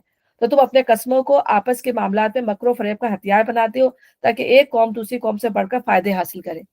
यानी बाज़ दफ़ा डिसीव करने के लिए भी, कि फ़ायदा यानी कि उससे कर लिया, फिर उसको उसके बाद तोड़ दिया ताकि उससे जो है फ़ायदा उठा लिया जाए, डिसीव करने के लिए। हालाँकि अल्लाह इस अहद पैमान के ज़रिए तुमको आज़माइश में डालता है। अल्लाह ताला जो है इन्हीं चीज़ों के लिए कि अब तुम अपने वादे के कितने सच्चे, अब यहाँ पर तुम्हारी आज़माइश है कि अब तुमने अहद किए हुए हैं, तो अब तुमने अपनी अहद की कितनी पासदारी की। अल्लाह के नज़दीक जो है वो अहद की पूछ होगी। अल्लाह ताला ने कुरान में हम पढ़ के गए हैं कि अहदों की जो है पूछ होनी है। तो अल्लाह ताला ने इसके ज़रिए भी हमें आज़माना है। हर चीज़ से आज़माइश है ना, तो इससे भी इंसान की जो आज़माइश है, बाज़ दफ़ा जो है इंसान जो है इसलिए भी कसम खा के जो है वो ओथ ले लेता है कि लोग जो उन पे एतमाद करेंगे। कौमें भी जो है ओथ ले लेती हैं, कस्में खा लेती हैं, फिर बाद में जो डिसीव कर जाती हैं। ठीक है ना? तो ये जो है इस तरह डिसीव करना जो है अल्लाह ताला के आगे जो है वो आंसरेबल है, और ज़रूर वो क़यामत के रोज़ तुम्हारे इख्तिलाफ़ात की हकीकत तुम पर खोल देगा। यानी जो तुम मामलात कर रहे हो, तुम जो इख्तिलाफ़ात तुम्हारे आपस के अंदर है, अल्लाह ताला बार-बार बता रहे हैं कि ये जो है अल्लाह ताला तुम्हारी इन तमाम चीज़ों को क़यामत के दिन बता देगा कि जिसकी वज़ह से तुम ये हरकतें कर रहे हो। अगर अल्लाह की मशीयत ये होती कि तुम में कोई इख्तिलाफ़ ना हो, तो वो तुम सबको एक ही उम्मत बना देता। मगर वो जिसे चाहता है गुमराही में डालता है, और जिसे चाहता है राह-रास्त दिखा देता है। वो ज़रूर तुमसे जो है तुम्हारे अमाल की जो है बाज़-पुरस होकर रहेगी। ऐ मुसलमानों, तुम अपनी कस्मों को आपस में एक-दूसरे को धोखा देने का ज़रिया ना बना लेना। कहीं ऐसा ना हो कि कदम थमने के बाद उखड़ जाए। अब यहाँ मुसलमानों को खास तौर पे ताकीद की जा रही है कि अब तुमने आपस में जो कस्में खाओ, तो ऐसा ना हो कि तुम उसमें एक-दूसरे को जो है धोखा दो। जो भी कसम खाओ, ठीक है ना, उसमें जो है मामलात जो है इंसाफ के साथ होने चाहिए, दोनों तरफ से, दोनों पार्टी की तरफ से। अब हमने जो सुलह हुदैबिया का जो मामला पढ़ा था कि सुलह हुदैबिया के अंदर जो है वो अभी शर्तें लिखी भी नहीं गई थी, सिर्फ़ बात हुई थी। तो अबू जंदल जो थे वो आ गए थे। जो सुहेल बिन उमरो के जो थे वो बेटे थे अबू जंदल, और अबू सुहेल बिन उमरो जो थे वहीं पे थे, वो लिखवा रहे थे सारी, और शर्तें सिर्फ उस पे साइन होना बाकी थे। तो उन्होंने कहा कि मुझे उसमें एक शर्त ये थी कि मक्के से कोई जो मुसलमान होके मदीने नहीं जाएगा कोई शख्स। तो वो शर्त क्या थी उस पे लिख दी गई थी। अब वो अबू जंदल जो अपनी बेड़ियां तुड़वा के जो तोड़ कर जो वो भाग कर आ गए थे। तो अब जो थे वो ज़ाहिर उसका बाप वहाँ खड़ा हुआ था, उसने कहा शर्त लिखी जा चुकी है। तो फिर नबी सल्लल्लाहु अलैहि वसल्लम ने कहा कि अब तो शर्त लिखी जा चुकी है, तो अब हम ये शर्त जो है ना वो नहीं तोड़ेंगे, क्योंकि मुआहिदा हो चुका है हमारे तुम्हारे दरमियान। तो नबी सल्लल्लाहु अलैहि वसल्लम, हालाँकि वो कितनी मुश्किल में थे और कितने अरसे से उसके बाप ने जो है वो बंद करके रखा हुआ था अबू जंदल को। देखिए उन्होंने कहा कि ए अबू जंदल, तुम सब्र करो, अल्लाह ताला ज़रूर तुम्हारे लिए कोई रास्ता निकालेगा। और फिर रास्ता निकाला अल्लाह ताला ने उन दोनों भाइयों के लिए। तो मतलब बताने का मकसद ये है कि देखें अभी उस पे साइन भी नहीं हुआ था, कॉन्ट्रैक्ट कंप्लीट भी नहीं हुआ था, लेकिन नबी सल्लल्लाहु अलैहि वसल्लम ने उस कॉन्ट्रैक्ट की जो थी वो पासदारी की और इसकी मिसाल कायम की। कहीं ऐसा ना हो कि कदम जमने के बाद उखड़ जाओ तुम उस जुर्म की पादाश में कि तुमने लोगों को अल्लाह की राह से रोका, बुरा नतीजा देखो और सख्त सज़ा भुगतो। अल्लाह के अहद को थोड़े से फ़ायदे के बदले बेच ना डालो, यानी ज़िंदगी हासिल करने के लिए या ज़िंदगी की लुत्फ़ उठाने के लिए उसको थोड़े कीमत पर ना बेच डालो। जो कुछ अल्लाह के पास है वो तुम्हारे लिए ज़्यादा बेहतर है अगर तुम जानो। जो कुछ तुम्हारे पास है वो खर्च हो जाने वाला है, जो कुछ अल्लाह के पास है वही बाकी रहने वाला है। और हम ज़रूर सब्र से कम काम करने वालों को उनके अजर, उनके बेहतरीन अमाल के मुताबिक देंगे। अब देखें ना, तमाम चीज़ों में सब्र की बहुत ज़्यादा ज़रूरत होती है। बाज़ दफ़ा ऐसे कॉन्ट्रैक्ट हो जाते हैं, ऐसे मामलात होते हैं कि इंसान जो है जब अल्लाह का के नाम की गवाही दे देता है या अल्लाह के नाम की कसम खा लेता है, तो मजबूर होकर भी जो है वो नहीं कर पाता। फिर अल्लाह ताला कह रहा है कि फिर इन तमाम मामलात में तुमको अल्लाह ही तुम्हारे लिए कोई राह निकाल दे। तो हुमैरा, वो जी। वो जो कॉन्ट्रैक्ट लिख रहे थे सुलह हुदैबिया का, वो मेरे ख्याल में अबू जंदल के भाई थे, क्योंकि बाप ने तो उनको कैद किया था दोनों भाइयों को, नहीं, नहीं, भाई तो भाई बाप और जो था ना भाई चला वो गया काफ़िर था। की तरफ से आया था। हाँ, काफ़िरों की तरफ से आया था। अच्छा अच्छा, अच्छा काफिरों की अच्छा। तरफ से आते, जब भी तो उसने कहा था नहीं ये तो अब तो कॉन्ट्रैक्ट लिखा जा चुका है तो मैं तो उसको वापस लेके जाऊंगी। हाँ क्योंकि वो तो कैद करके गया था ना, तो वो भाई एक तो भाई आ चुका था चले जाते मुसलमान हैं। होके, हाँ हाँ, वो भाई तो उनके जो थे वो बड़े मुसलमान, फौज के। हाँ वो क्या आ हाँ वो, चुके थे सॉरी, हाँ हाँ वो एक ने तो कबूल कर लिया था इस्लाम। एक अच्छा जो थे अच्छा। ये उनके बाप तो दिखा रहा था उम्र बिन सुहैल बिन उम्र मेरा ख्याल है उनका हाँ नाम है। वो जो, तो हाँ उस वक्त मुसलमान नहीं हुए थे वो भी। मुसलमान नहीं हुए थे, बहुत बाद में हुए वो, अब मेरे ख्याल है हाँ फतेह मक्का के बाद, फतेह के मक्का के बाद हुए हुए, थे। हाँ फतेह हाँ, मक्का के बाद, राइट है। चलो ओके सॉरी। नहीं नहीं कोई बात नहीं। उनको उनके अजर उनके बेहतरी अमाल के मुताबिक देंगे। जो शख्स भी नेक अमल करेगा, ख्वाह वो मर्द हो या औरत, बशर्ते के हो वो मोमिन, उसे हम दुनिया में पाकीज़ा जिंदगी बसर कराएंगे और आखिरत में ऐसे लोगों को उनके अजर उनके बेहतरीन अमाल के मुताबिक बख्शेंगे। अब यहाँ अल्लाह ताला फरमा रहा है कि जो अमाल का जो अमल का जो दारोमदार है वो ये नहीं है कि मर्द है तो उसको ज्यादा सवाब मिलेगा या औरत है तो उसको कम सवाब मिलेगा। अल्लाह ताला के यहाँ जो है अमाल, चाहे वो मर्द करे या औरत मिले, उनको बराबर का हिसाब दिया जाएगा। अगर औरत ने अच्छे अमल किए तो उसको उसी लिहाज से जन्नतें मिलेंगी, और मर्द ने अगर अच्छे अमल किए तो उसको मर्द को जो है उसी लिहाज से जो है उसको जन्नत मिलेगी। लेकिन उसके लिए जो है ईमान, एफर्ट और सिंसियरिटी, तीनों चीजों का होना जरूरी है। ईमान तो सबसे पहले जो बेसिक शर्त यही है कि ईमान तो लाजमी है। उसके बाद जो है वो एफर्ट, और उसके बाद जो है वो सिंसियरिटी। इंसान के दिल में जितनी ज्यादा सिंसियरिटी होगी, जितनी ज्यादा एफर्ट होगी, उसी लिहाज से इंसान को जो है अल्लाह ताला उसका उसका उसकी जजा देंगे। पाकीज़ा ज़िंदगी बसर कराने से मुराद ये है कि अल्लाह ताला जो है उसको ज़िंदगी, मैंने भी पीछे पढ़ा था ना, बताया था कि दुनिया में जो है उसकी ज़िंदगी मुतमईन होगी, उसका खाना हलाल होगा, उसका पीना हलाल होगा, उसका कमाना हलाल होगा, वो आफ़ियत में होंगे। जो कुछ उनके पास होगा चाहे थोड़ा ही क्यों ना हो वो उसमें खुश होंगे। अल्लाह की रज़ा और क़ज़ा में जो है वो खुश होंगे कि अल्लाह की रज़ा यही है। ठीक है ना? वो इस और फिर लोगों के लिए जो है बहुत ही प्रोडक्टिव होंगे, लोगों के लिए जो है वो फ़ायदेमंद होंगे।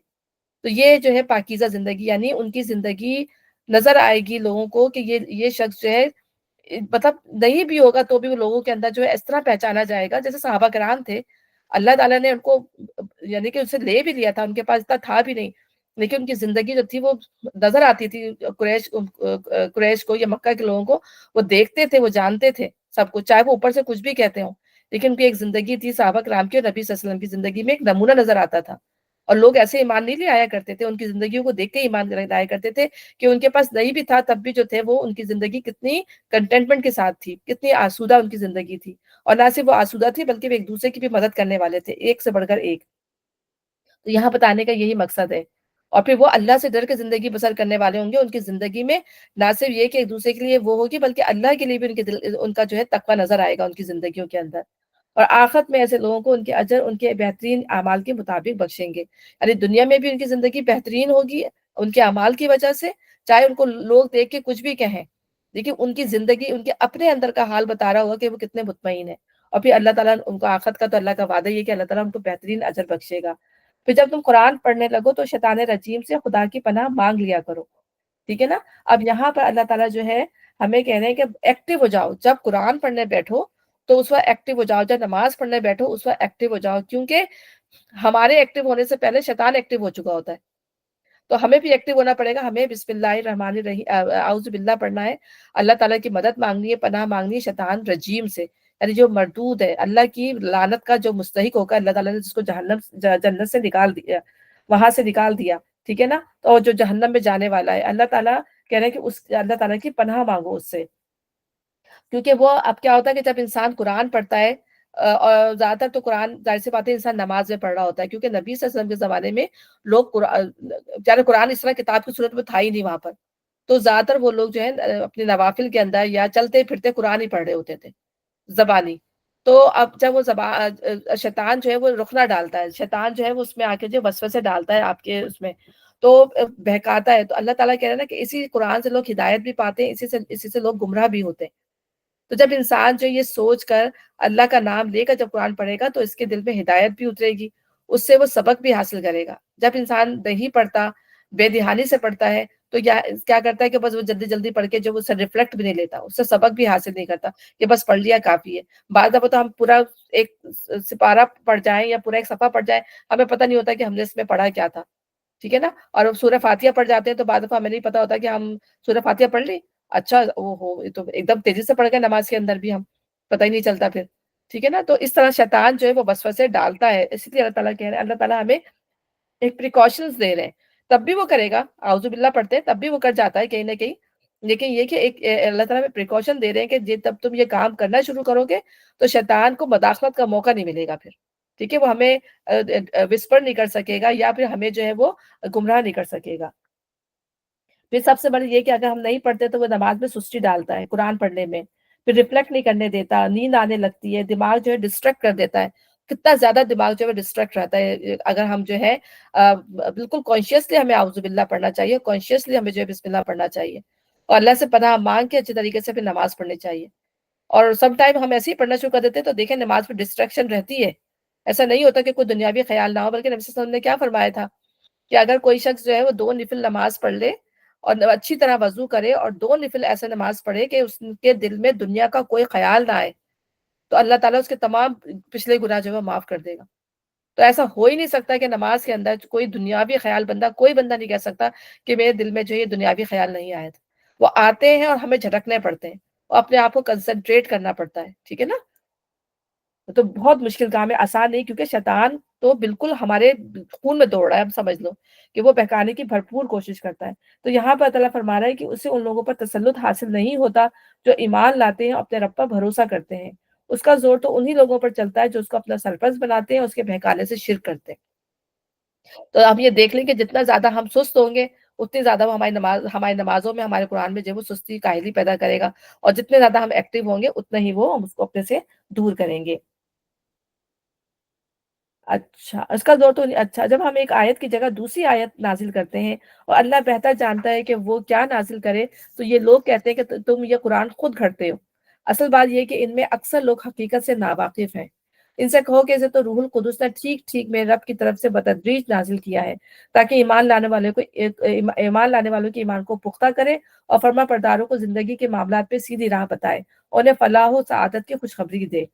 یعنی مکہ والے جو تھے وہ آبجیکشن کرتے تھے نبی صلی اللہ علیہ وسلم کے اوپر نا، کہ قرآن میں تو یہ مچھی کا ذکر کیوں ہے، مچھر کا ذکر کیوں ہے، اور کیا کہتے ہیں اسپائڈر کا ذکر ہے، اور ہم ابھی جب شہد کی مکھی کا ذکر پڑھ رہے ہیں، چونٹی کا ذکر ہے، تو اللہ تعالیٰ نے مطلب یہ اللہ، تم کہتے ہو کہ اللہ اتنا بزرگ و برتر ہستی ہے اور قرآن اس کی طرف سے نازل ہو رہا ہے، تو یہ چھوٹی چھوٹی چیزوں کی مثالیں اللہ تعالیٰ نے دی ہوئی ہیں، ٹھیک ہے، جو وہ اس پہ آبجیکشنز کرتے تھے۔ تو اب یہاں اور پھر کیا ہوتا تھا کہ اللہ تعالیٰ ایک جو ہے آیت کو ایبروگیٹ کر دیتا تھا، اس کی جگہ دوسری آیت لے آتا تھا۔ جیسے اب شراب کے بارے میں دیکھتے ہیں کہ اس وقت اللہ نے منع نہیں کیا، لیکن تیسری دفعہ جا کے اللہ تعالیٰ نے بالکل حرام کر دیا۔ تو اسی طریقے سے وہ یہی کہتے تھے کہ کبھی ایک کمانڈ آتا ہے دوسرا ایبروگیٹ ہو جاتا ہے، یہ کیا بات ہوئی؟ تو اس کا مطلب یہ ہے کہ تم قرآن جو ہے خود گھڑتے ہو۔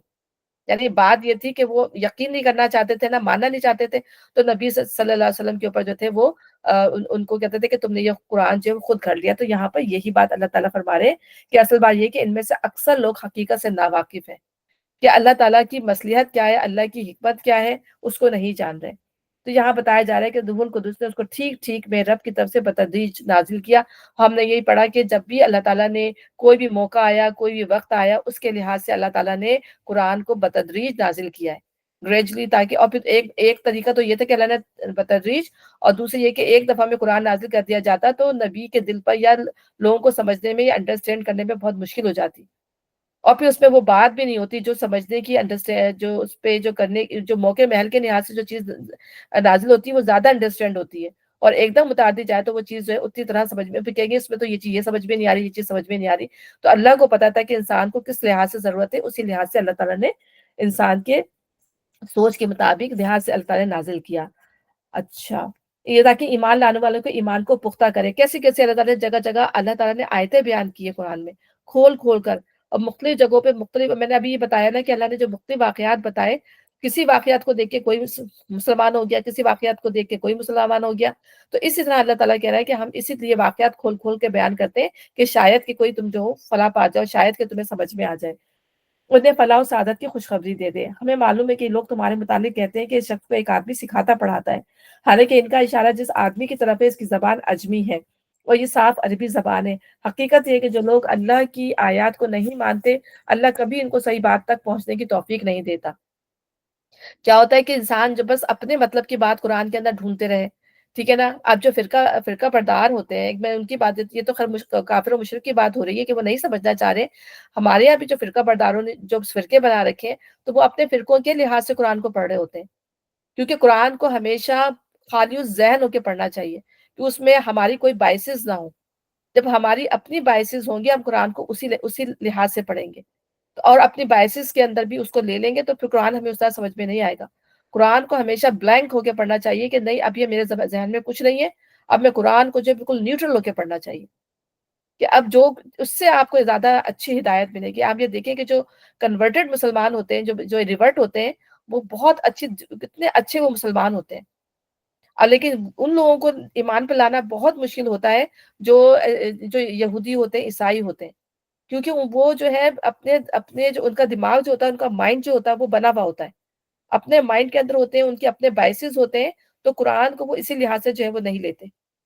اسی طرح یہ قریش تھے، ان کے اپنے بائسز تھے نا، یہ دیوی دیوتاؤں کو پوچھتے تھے، شرک کرتے تھے، اس لیے ان کے دماغ میں قرآن اترتا ہی نہیں تھا. تو اسی طرح ہمارے یہاں جو فرقے بازیاں ہو گئی ہیں، تو کسی نے کسی چیز کو پکڑ لیا، کسی نے کسی چیز کو پکڑ لیا، اور اسی ذہن کے مائنڈ کو بنا کے جب قرآن کو پڑھتے ہیں، تو قرآن سے اس طرح کی ہدایت نہیں ملتی. کیونکہ پورا قرآن ہدایت کے لیے، قرآن کی صرف سرٹن آیت قرآن کو سمجھنے کے لیے نہیں ہے کہ بس اپنے فرقے کے مطابق کچھ آیت نکال دی اور اسی کو کا درس دینا شروع کر دیا کہ بس یہ آیتیں ہیں. قرآن پورا جو ہے وہ سمجھنے کی چیز ہے. اس کی ایک آیت بھی ایسی نہیں ہے جو پڑھنے کی اور سمجھنے کی چیز نہ ہو. یہ بات ہمیں اپنے ذہن میں رکھنی چاہیے. لیکن اگر ہم جب بائسس کے ساتھ قرآن کو پڑھیں گے، شیعوں کو بھی لانا بہت مشکل ہوتا ہے. شیعوں کو بھی آپ سمجھائیں. میں نے آپ بتایا تھا کہ میری ایک شیعہ دوست تھی، تو ان کو بھی اس لیے کہ ان کے دماغ میں اتنے بائسز ہیں کہ وہ ہر بات میں جو وہ حدیثوں کو لے آتے. قرآن سے ان کو سمجھایا جاتا ہے. قرآن میں وہ کہتے ہیں کہ امامت کو مانتے ہیں، 12 اماموں کو مانتے ہیں وہ. اور وہ کہتے ہیں کہ ان سے کہا جائے بھائی امامت کہاں ہے؟ وہ کہتے ہیں کہ امام جو ہے وہ اللہ سے ڈائریکٹ روشنی حاصل کرتے ہیں. ان کو نبی تو جبرائیل کے ذریعے حاصل کرتے تھے. اتنا ان کا مطلب آپ دیکھیں ایمان کہاں پر پہنچا ہوا ہے. پھر بھی وہ مسلمان کہلاتے ہیں، اس لیے کہ ظاہر ہے کہ اللہ پہ بلیو کرتے ہیں. لیکن وہ کہتے ہیں کہ امامت ابھی بتاؤ امامت کہاں ہے؟ کہ اللہ تعالیٰ نے اتنی بڑی چیز امامت ہے، قرآن میں تو کہیں لکھی ہوئی ہوگی نا. نہیں، وہ کیا کرتے ہیں، وہ کہتے ہیں نہیں ہم تو حدیث لا کے دکھائیں گے. ہم حدیثوں میں وہ بھی حدیث بھی ان کی اپنی بنائی ہوئی جو فیبریکیٹڈ حدیث ہیں وہ لے کے آتے ہیں. تو میں بتانے کا مقصد یہ ہے کہ قرآن کو جس بائسس کے ساتھ اگر پڑھیں گے تو کبھی بھی نہیں سمجھ میں آئے گا. قرآن ہمیشہ جو ہے خالی ذہن ہو کے اور اپنے دماغ کو خالی کر کے پڑھنا چاہیے. تو آیات کو نہیں مانتے، اللہ کبھی ان کو صحیح بات تک پہنچنے کی توفیق نہیں دیتا. اور ایسے لوگوں کے لیے دردناک عذاب ہے. جھوٹی باتیں نبی نہیں گھڑتا، بلکہ جھوٹ وہ لوگ گھڑ رہے ہیں جو اللہ کی آیات کو نہیں مانتے. وہی حقیقت میں جھوٹے ہیں. جو شخص ایمان لانے کے بعد کفر کرے، وہ اگر مجبور کیا گیا ہو، دل اس کا ایمان پر مطمئن ہو، تب تو خیر. مگر جس نے دل کی رضامندی سے کفر کو قبول کر لیا، اس پر اللہ کا غضب ہے، اور ایسے سب لوگوں کے لیے جو ہے بڑا عذاب ہے. یعنی یہ اللہ تعالیٰ نے انسان کے اوپر، اللہ کہتا ہے نا لا یکلف اللہ نفسا الا وسعها. اللہ تعالیٰ کسی بھی انسان پر اس کے استطاعت سے زیادہ کا بوجھ نہیں ڈالتا. لیکن اگر کسی پہ اتنی سختی کر دی گئی کہ اسے کلمہ کفر نعوذ باللہ کہنے کی مطلب نوبت آ گئی، تو اللہ تعالیٰ نے اس کی بھی اجازت دے دی. لیکن اللہ تعالیٰ نے بتا دیا کہ دل نہ مانتا. سب سے بڑی بات انسان کے دل کی ہے. دل اگر خالص ہے، دل میں اللہ ہی موجود ہے، پھر تو خیر ہے. لیکن اگر دل کی اس کے ساتھ اگر وہ پلٹ گیا، تو پھر اس کے لیے جو ہے وہ دردناک عذاب ہے. یہ اللہ نے اجازت دے دی ہے. لیکن نبی صلی اللہ علیہ وسلم کے زمانے میں ہم دیکھتے ہیں کیسے کیسے صحابہ کرام کے ساتھ جو پرسیکیوشن نہیں ہوئے، پچھلی قوموں کے ساتھ کیسے کیسے پرسیکیوشن نہیں ہوئے. کتنے شدید ہم نے مظالم دیکھے ہیں کہ جو شروع میں جو مسلمان ایمان لائے، واقعی میں وہ سابقون اولون تھے کہ انہوں نے وہ ہم مطلب پڑھتے ہیں تو ہمارے رونگٹے کھڑے ہو جاتے ہیں کہ جس طرح جو ہے ان کو جو ہے ان کو تکلیفیں پہنچائی گئی. لیکن انہوں نے کلمہ کفر تب بھی نہیں کہا.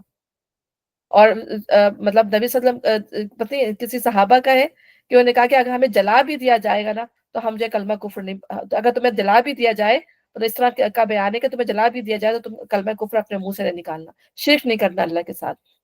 کتنی بڑی بات ہے کہ جلا بھی دیا جائے تو. لیکن یہ کہ اللہ نے اجازت دی ہے کہ اللہ تعالیٰ نے دل کا حال جانتا ہے، انسان کی کمزوریاں اللہ تعالیٰ جانتا ہے. لیکن اگر دل صادق ہے تو پھر اللہ تعالیٰ جو ہے معاف کر دے گا. یہ اس لیے کہ انہوں نے آخرت کے مقابلے میں دنیا کی زندگی مگر جس نے دل کی رضامندی سے کفر کو قبول کر لیا، اس پر اللہ کا غضب ہے، اور ایسے سب لوگوں کے لیے بڑا عذاب ہے. یہ اس لیے کہ انہوں نے آخرت کے مقابلے میں دنیا کی زندگی کو پسند کر لیا. اور اللہ کا قاعدہ ہے کہ وہ ان لوگوں کو راہ نجات نہیں دکھاتا جو اس کی نعمت کا کفران کرے. نعمت کا کفران کرنے کے بعد کیا اللہ نے اس کو ایمان کی دولت دی تھی، لیکن دنیا اس کی سختیوں سے تنگ آ کر اور دنیا کو اس نے جب پسند کر دیا تو اس نے اللہ تعالیٰ کا کفران نعمت کیا، یعنی ایمان کو چھوڑ دیا۔ یہ وہ لوگ ہیں جن کے دلوں اور کانوں اور آنکھوں پہ اللہ نے مہر لگا دی۔ جب مہر لگتی ہے جب بھی انسان ایسے کام کرتا ہے۔ یہ غفلت میں ڈوب چکے ہیں، ضرور ہے کہ آخرت میں خسارے میں رہیں۔ بخلاف اس کے جن لوگوں کا حال یہ ہے کہ جب ایمان لانے کی وجہ سے وہ ستائے گئے تو انہوں نے گھر بار چھوڑ دیے، ہجرت کی۔ کل ہم نے پڑھا نا ہجرت کیسی کیا چیز ہے ہجرت۔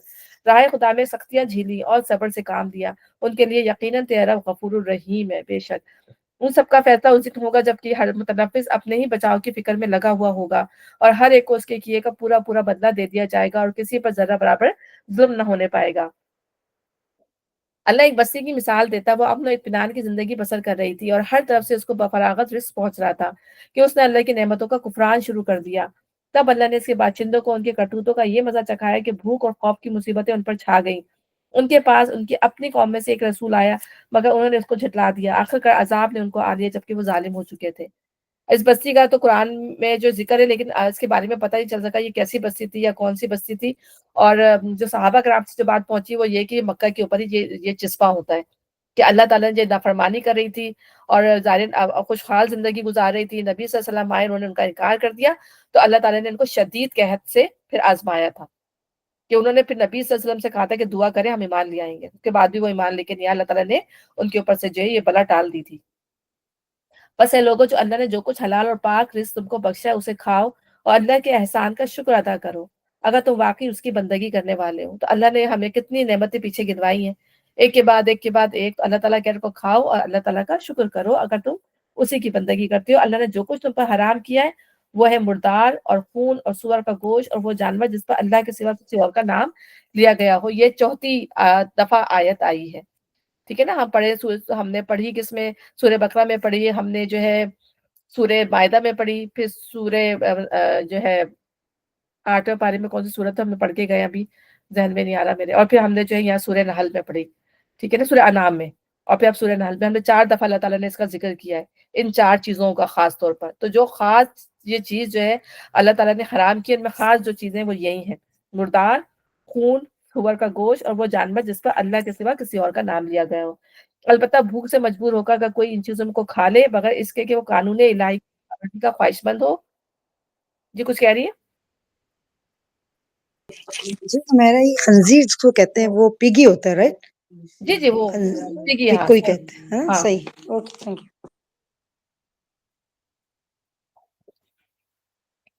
بغیر اس کے کہ وہ قانون الہی کی خلاف ورزی کا خواہش مند ہو، یہ حد ضرورت سے تجاوز کا مرتکب ہو، تو یقیناً اللہ معاف کرنے والا اور رحم فرمانے والا ہے، ٹھیک ہے نا۔ مجبوری میں تو اللہ تعالیٰ نے ہر چیز کو حلال کر دیا۔ مجبوری کیا ہوتی ہے؟ کہ جب انسان کی جان جو ہے جا رہی ہو، ٹھیک ہے، تو جب انسان مر رہا ہو تو اس میں سے اس وقت کوئی بھی چیز کھا لے گا تو اس کے اوپر کوئی گناہ نہیں ہے، ٹھیک ہے، صرف یہ کہ جان بچانا مقصود ہو، مزے اڑانا نہ ہو۔ اور یہ جو تمہاری زبانیں جھوٹے کام لگایا کرتی ہیں کہ یہ چیز حلال ہے اور وہ حرام، تو اس طرح کے حکم لگا کر اللہ پر جھوٹ نہ باندھا کرو۔ جو لوگ اللہ پر جھوٹے افطرا باندھتے ہیں وہ ہرگز فلاح نہیں پایا کرتے۔ دنیا کا عیش چند روزہ ہے، آخرکار ان کے لیے دردناک سزا ہے۔ تو بہت ہی احتیاط سے حلال و حرام کے معاملے میں انسان کو بہت احتیاط سے کام لینا چاہیے کہ ہر چیز کو دیکھتے یہ نہیں کہہ دینا چاہیے کہ یہ حلال ہے یا حرام ہے، جب تک کہ پوری تحقیق کر کے جو ہے اس کے بارے میں معلوم نہیں کر لیا جائے۔ وہ چیزیں ہم نے خاص طور پہ یہودیوں کے لیے حرام کی تھی جن کا ذکر ہم اس سے پہلے تم سے کر چکے ہیں۔ یہ ان پر ہمارا ظلم نہ تھا بلکہ ان کا اپنا ہی ظلم تھا جو اپنے اوپر کر رہے تھے۔ البتہ جن لوگوں نے جہالت کی بنا پر برا عمل کیا اور پھر توبہ کر کے اپنے عمل کی اصلاح کر لی تو یقیناً توبہ اور اصلاح کے بعد تیرا رب ان کے لیے غفور الرحیم ہے۔ واقعہ یہ ہے کہ ابراہیم اپنی ذات سے ایک پوری امت تھا، اللہ کا مطیع فرمان اور یکسو، وہ کبھی مشرک نہ تھا، یعنی وہ اکیلا انسان بجائے خود امت تھا۔ جب دنیا میں کوئی مسلمان نہ تھا تو ایک طرف وہ اکیلا اسلام کا علمبردار تھا، یعنی اکیلے اٹھ کے وہ پہلے خود ہی جو ہے وہ توحید کی طرف پہنچے ہیں، یعنی اللہ تعالیٰ نے ان کے لیے ایسے راستے بنائے۔ اللہ تعالیٰ کہتے ہیں ہم انہیں سلطنت کے آثار دکھاتے چلے جاتے تھے، تو ان آثار کو دیکھ کے، ان واقعات کو دیکھ کے جو ہے وہ اللہ تک پہنچے ہیں۔ پھر وہ اپنی ذات میں امت تھا، یعنی وہ اکیلے ہی کافی تھے۔ انہوں نے اپنی قوم کو کی جو ہے وہ، آپ دیکھیں نا، ہمیں کتنے اللہ تعالیٰ نے واقعات بتائے کہ بولے انہوں نے اپنی قوم کو جو پھر یہ مشاہدات کروائے، سورج کا، چاند کا اور ستاروں کا، پوری قوم کے ساتھ انہوں نے اس کا واقعہ کر کے اس کے بعد جو ان کے بتوں کو توڑا، ٹھیک ہے نا۔ ان کو یہ دکھانے کے لیے یہ بت کچھ بھی نہیں کر سکتے، ان کے بڑے بت کے آگے جو ہے وہ ان کے ہاتھ میں جو وہ کڑھالا رکھ دیا کہ اس نے توڑا ہے۔ تو وہ خود ہی اپنی ذات میں ایک امت تھے، انہوں نے خود ہی اپنی پوری قوم کو جو ہے وہ دعوت دی اس چیز کی اکیلے. اور کوئی بھی آپ دیکھیں ان کے ساتھ ایمان لے کے نہیں آئے سوائے ان کے بعد میں ان کا بھتیجا جو تھا وہ ایمان لے کے آئے، لوط علیہ السلام. تو اب وہ اللہ کا مطیع فرمان اور یکسو، وہ کبھی مشرک نہ تھا، اللہ کی نعمتوں کا شکر ادا کرنے والا تھا. اللہ نے اس کو منتخب کر لیا اور سیدھا راستہ دکھا دیا. ان کا ذکر تو ابراہیم علیہ السلام کو تو اللہ تعالیٰ نے پیچھے کتنا خوبصورتی سے ان کا ذکر کیا ہے. تو اللہ تعالیٰ اور پھر کتنی اللہ تعالیٰ کی آزمائشوں سے وہ گزرے، امت تھے نا، تو اکیلے ان کے اوپر ہی آزمائشیں آئی ہیں. اب ہم نبی صلی اللہ علیہ وسلم کا اور انبیاءوں کا ذکر پڑھتے ہیں تو ان کی قوموں کے ساتھ ان پہ آزمائشیں آئی نا، لیکن ان کے اوپر اکیلے کتنی آزمائشیں، اکیلی ہر آزمائش کے اوپر جو ہیں یہ پورے اترے ابراہیم علیہ السلام. اس لحاظ سے ان کو امت کہا گیا ہے. اللہ نے اس کو منتخب کر لیا اور سیدھا راستہ دکھا دیا. دنیا میں اس کو بھلائی دی اور آخر میں وہ یقیناً صالحین میں ہوگا. پھر ہم نے تمہاری طرف یہ وحی بھیجی کہ یکسو ہو کر ابراہیم کے طریقے پر چلو.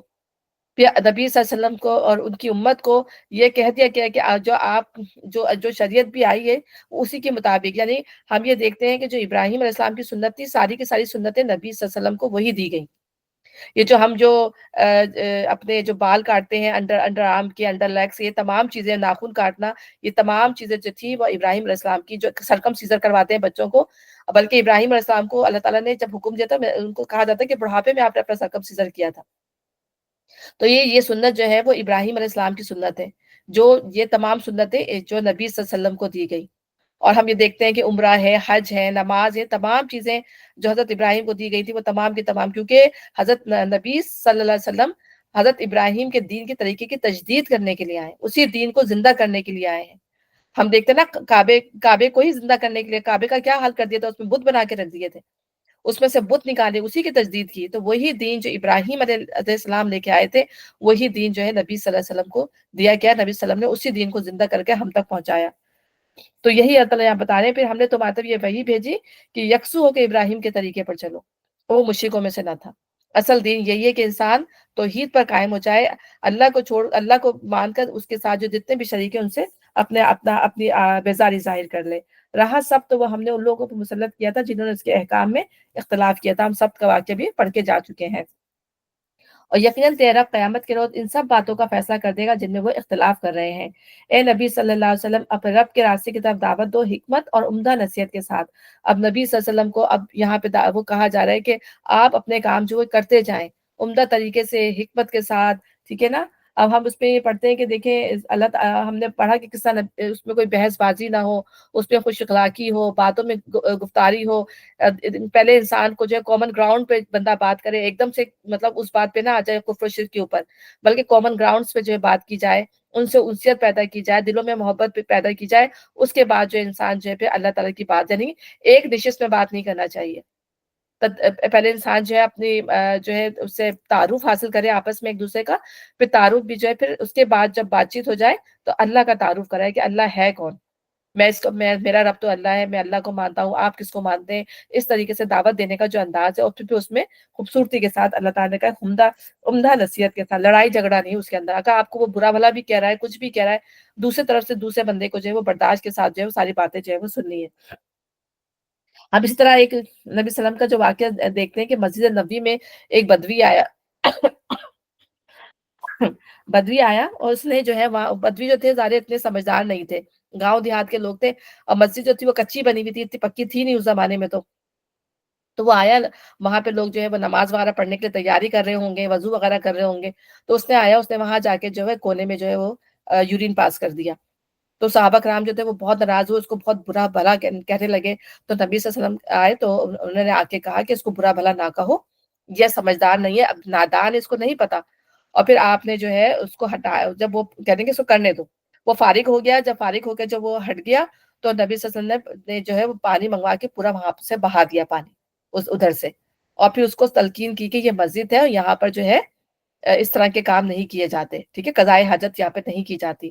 تو وہ نبی صلی اللہ علیہ وسلم سے اتنا متاثر ہوا کہ اس نے جو ہے وہ اسلام قبول کر لیا. تو یعنی طریقہ کار جو ہے دینے کا، دین کا طریقہ جو ہے وہ اس طریقے سے بھی، ضروری نہیں ہے کہ آپ جو ہے قرآن پڑھیں یا بات اپنے، پہلے آپ اس طریقے سے بھی انسان کو جو ہے وہ اپنے پر کریں گے، اس کے بعد جو ہے پھر صحیح بات آپ اس کو بتائیں گے. تو یہ طریقہ جو ہے وہ نبی صلی اللہ علیہ وسلم نے جو ہے وہ بتایا. اسی طریقے سے عدی بن حاتم تھے. عدی بن حاتم بھی جو تھے وہ حاتم تائی کے جو ہے بیٹے تھے، اور وہ جو تھے وہ تھے عیسائی تھے. تو نبی صلی اللہ علیہ وسلم کے بعد یہ سن کے آئے تھے کہ جب تعریف سن کے آئے تھے اور نبی صلی اللہ علیہ وسلم کی نبوت کا سن کے آئے تھے، تو نبی صلی اللہ علیہ وسلم نے جو ہے اپنے بستر پہ ان کو بٹھایا تھا، صاف ستھری جگہ پہ ان کو بٹھایا تھا، نیچے نہیں بٹھایا تھا ان کو۔ تو مطلب یہ کہ وہ نبی صلی اللہ علیہ وسلم کی بہت متاثر ہوئے تھے، پھر انہوں نے نبی صلی اللہ علیہ وسلم کے ہاتھ پر جو ہے وہ آئے اسلام قبول کرنے کے لیے تھے، تو ان کو کچھ سوالات تھے، انہوں نے سوالات پوچھے، اس کے بعد جو ہے پھر انہوں نے نبی صلی اللہ علیہ وسلم کے ہاتھ پر اسلام قبول کر لیا تھا۔ تو یہ چیزیں ایسی ہیں، مطلب یہ بتانے کا مقصد یہ ہے کہ اسلام جو ہے وہ بیسیکلی اخلاق سے پھیلا ہے، نبی صحابہ کرام کے کردار سے پھیلا ہے۔ لوگ جو کہتے ہیں نا کہ تلوار سے پھیلا ہے، تلوار سے نہیں پھیلا بلکہ ان کی اچھی عادتوں کی وجہ سے، اور لوگوں سے مباحثہ کرو ایسے طریقے پر جو بہترین ہو، یعنی اس کی نوعیت جو ہے محض مناظرہ بازی، عقل کشتی اور ذہنی دنگل نہ ہو، یعنی کہ میں تم سے زیادہ سمجھدار ہوں، مجھے بہت پتا ہے، ہم کسی کو سمجھانے کھڑے ہوئے ہیں تو اپنی بات کو اتنی اس سے بیان کریں کہ میں غلط ہو ہی نہیں سکتا، دوسری کی بات ماننی نہیں۔ ہو سکتا ہے آپ کسی مسلمان سے ہی بحث ہو رہی ہو سکتا ہے کہ ایک مسلمان جو غلط کر رہا ہے اس کو سمجھا رہے ہو، لیکن آپ اپنی بات میں اتنے زیادہ زور آور ہو گئے، اتنا زیادہ آپ کے اندر سختی آ گئی، تو آپ دوسرے کو بات نہیں سمجھا سکتے اس طریقے سے۔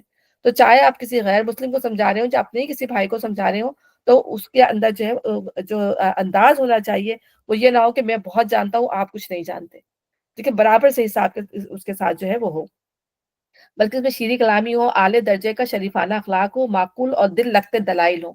دلائل بہترین ہوں گے تو بات جو ہے وہ آپ سے آپ جو ہے وہ دل پر لگے گی، اور مخاطب کے اندر ضد اور بات کے ہر درمی پیدا نہ ہونے دی جائے، سیدھے طریقے سے اس کو بات سمجھانے کی کوشش کرے، اور جب محسوس ہو کہ وہ کج بحثی پہ اتر آیا ہے تو اسے اس کے حال پر چھوڑ دیا جائے۔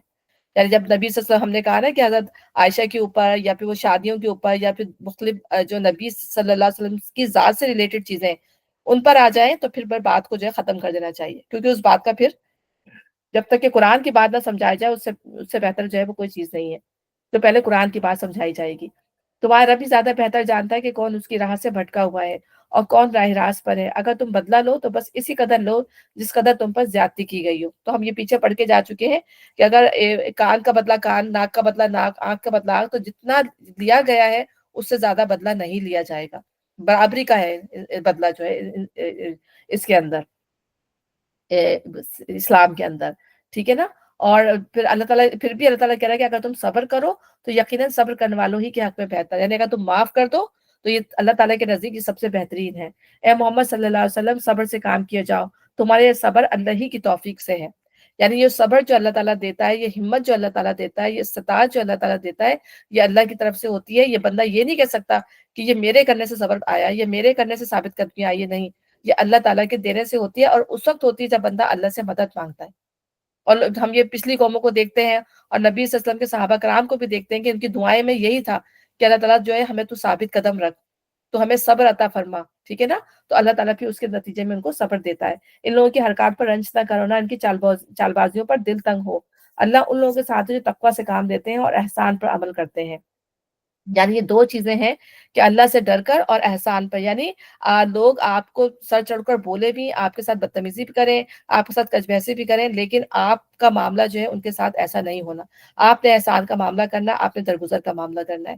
تو یہاں پر جو ہے نہ صرف جو ہے وہ نبی صلی اللہ علیہ وسلم کو یہ چیز سکھائی جا رہی ہے، بلکہ اس کے ذریعے ہر اس بندے کو جو اللہ کی بات لے کر نکلتا ہے، لوگوں تک بات پہنچاتا ہے، ان سب کے لیے یہ بات کی جا رہی ہے۔ تو اللہ تعالیٰ ہم کو بھی اس کو توفیق دے کہ ہمارے اندر بھی اللہ تعالیٰ یہی اخلاقیات پیدا کرے، جہاں بہت کمی ہے، میں تو خود اس بات کا وہ کرتی ہوں کہ ہمارے اندر بھی اس چیز کی بہت کمی ہے۔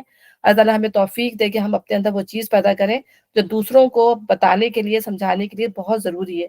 تو سب کے لیے اللہ تعالیٰ ہمیں قرآن پڑھنے والا، اس پر عمل کرنے والا بنائے۔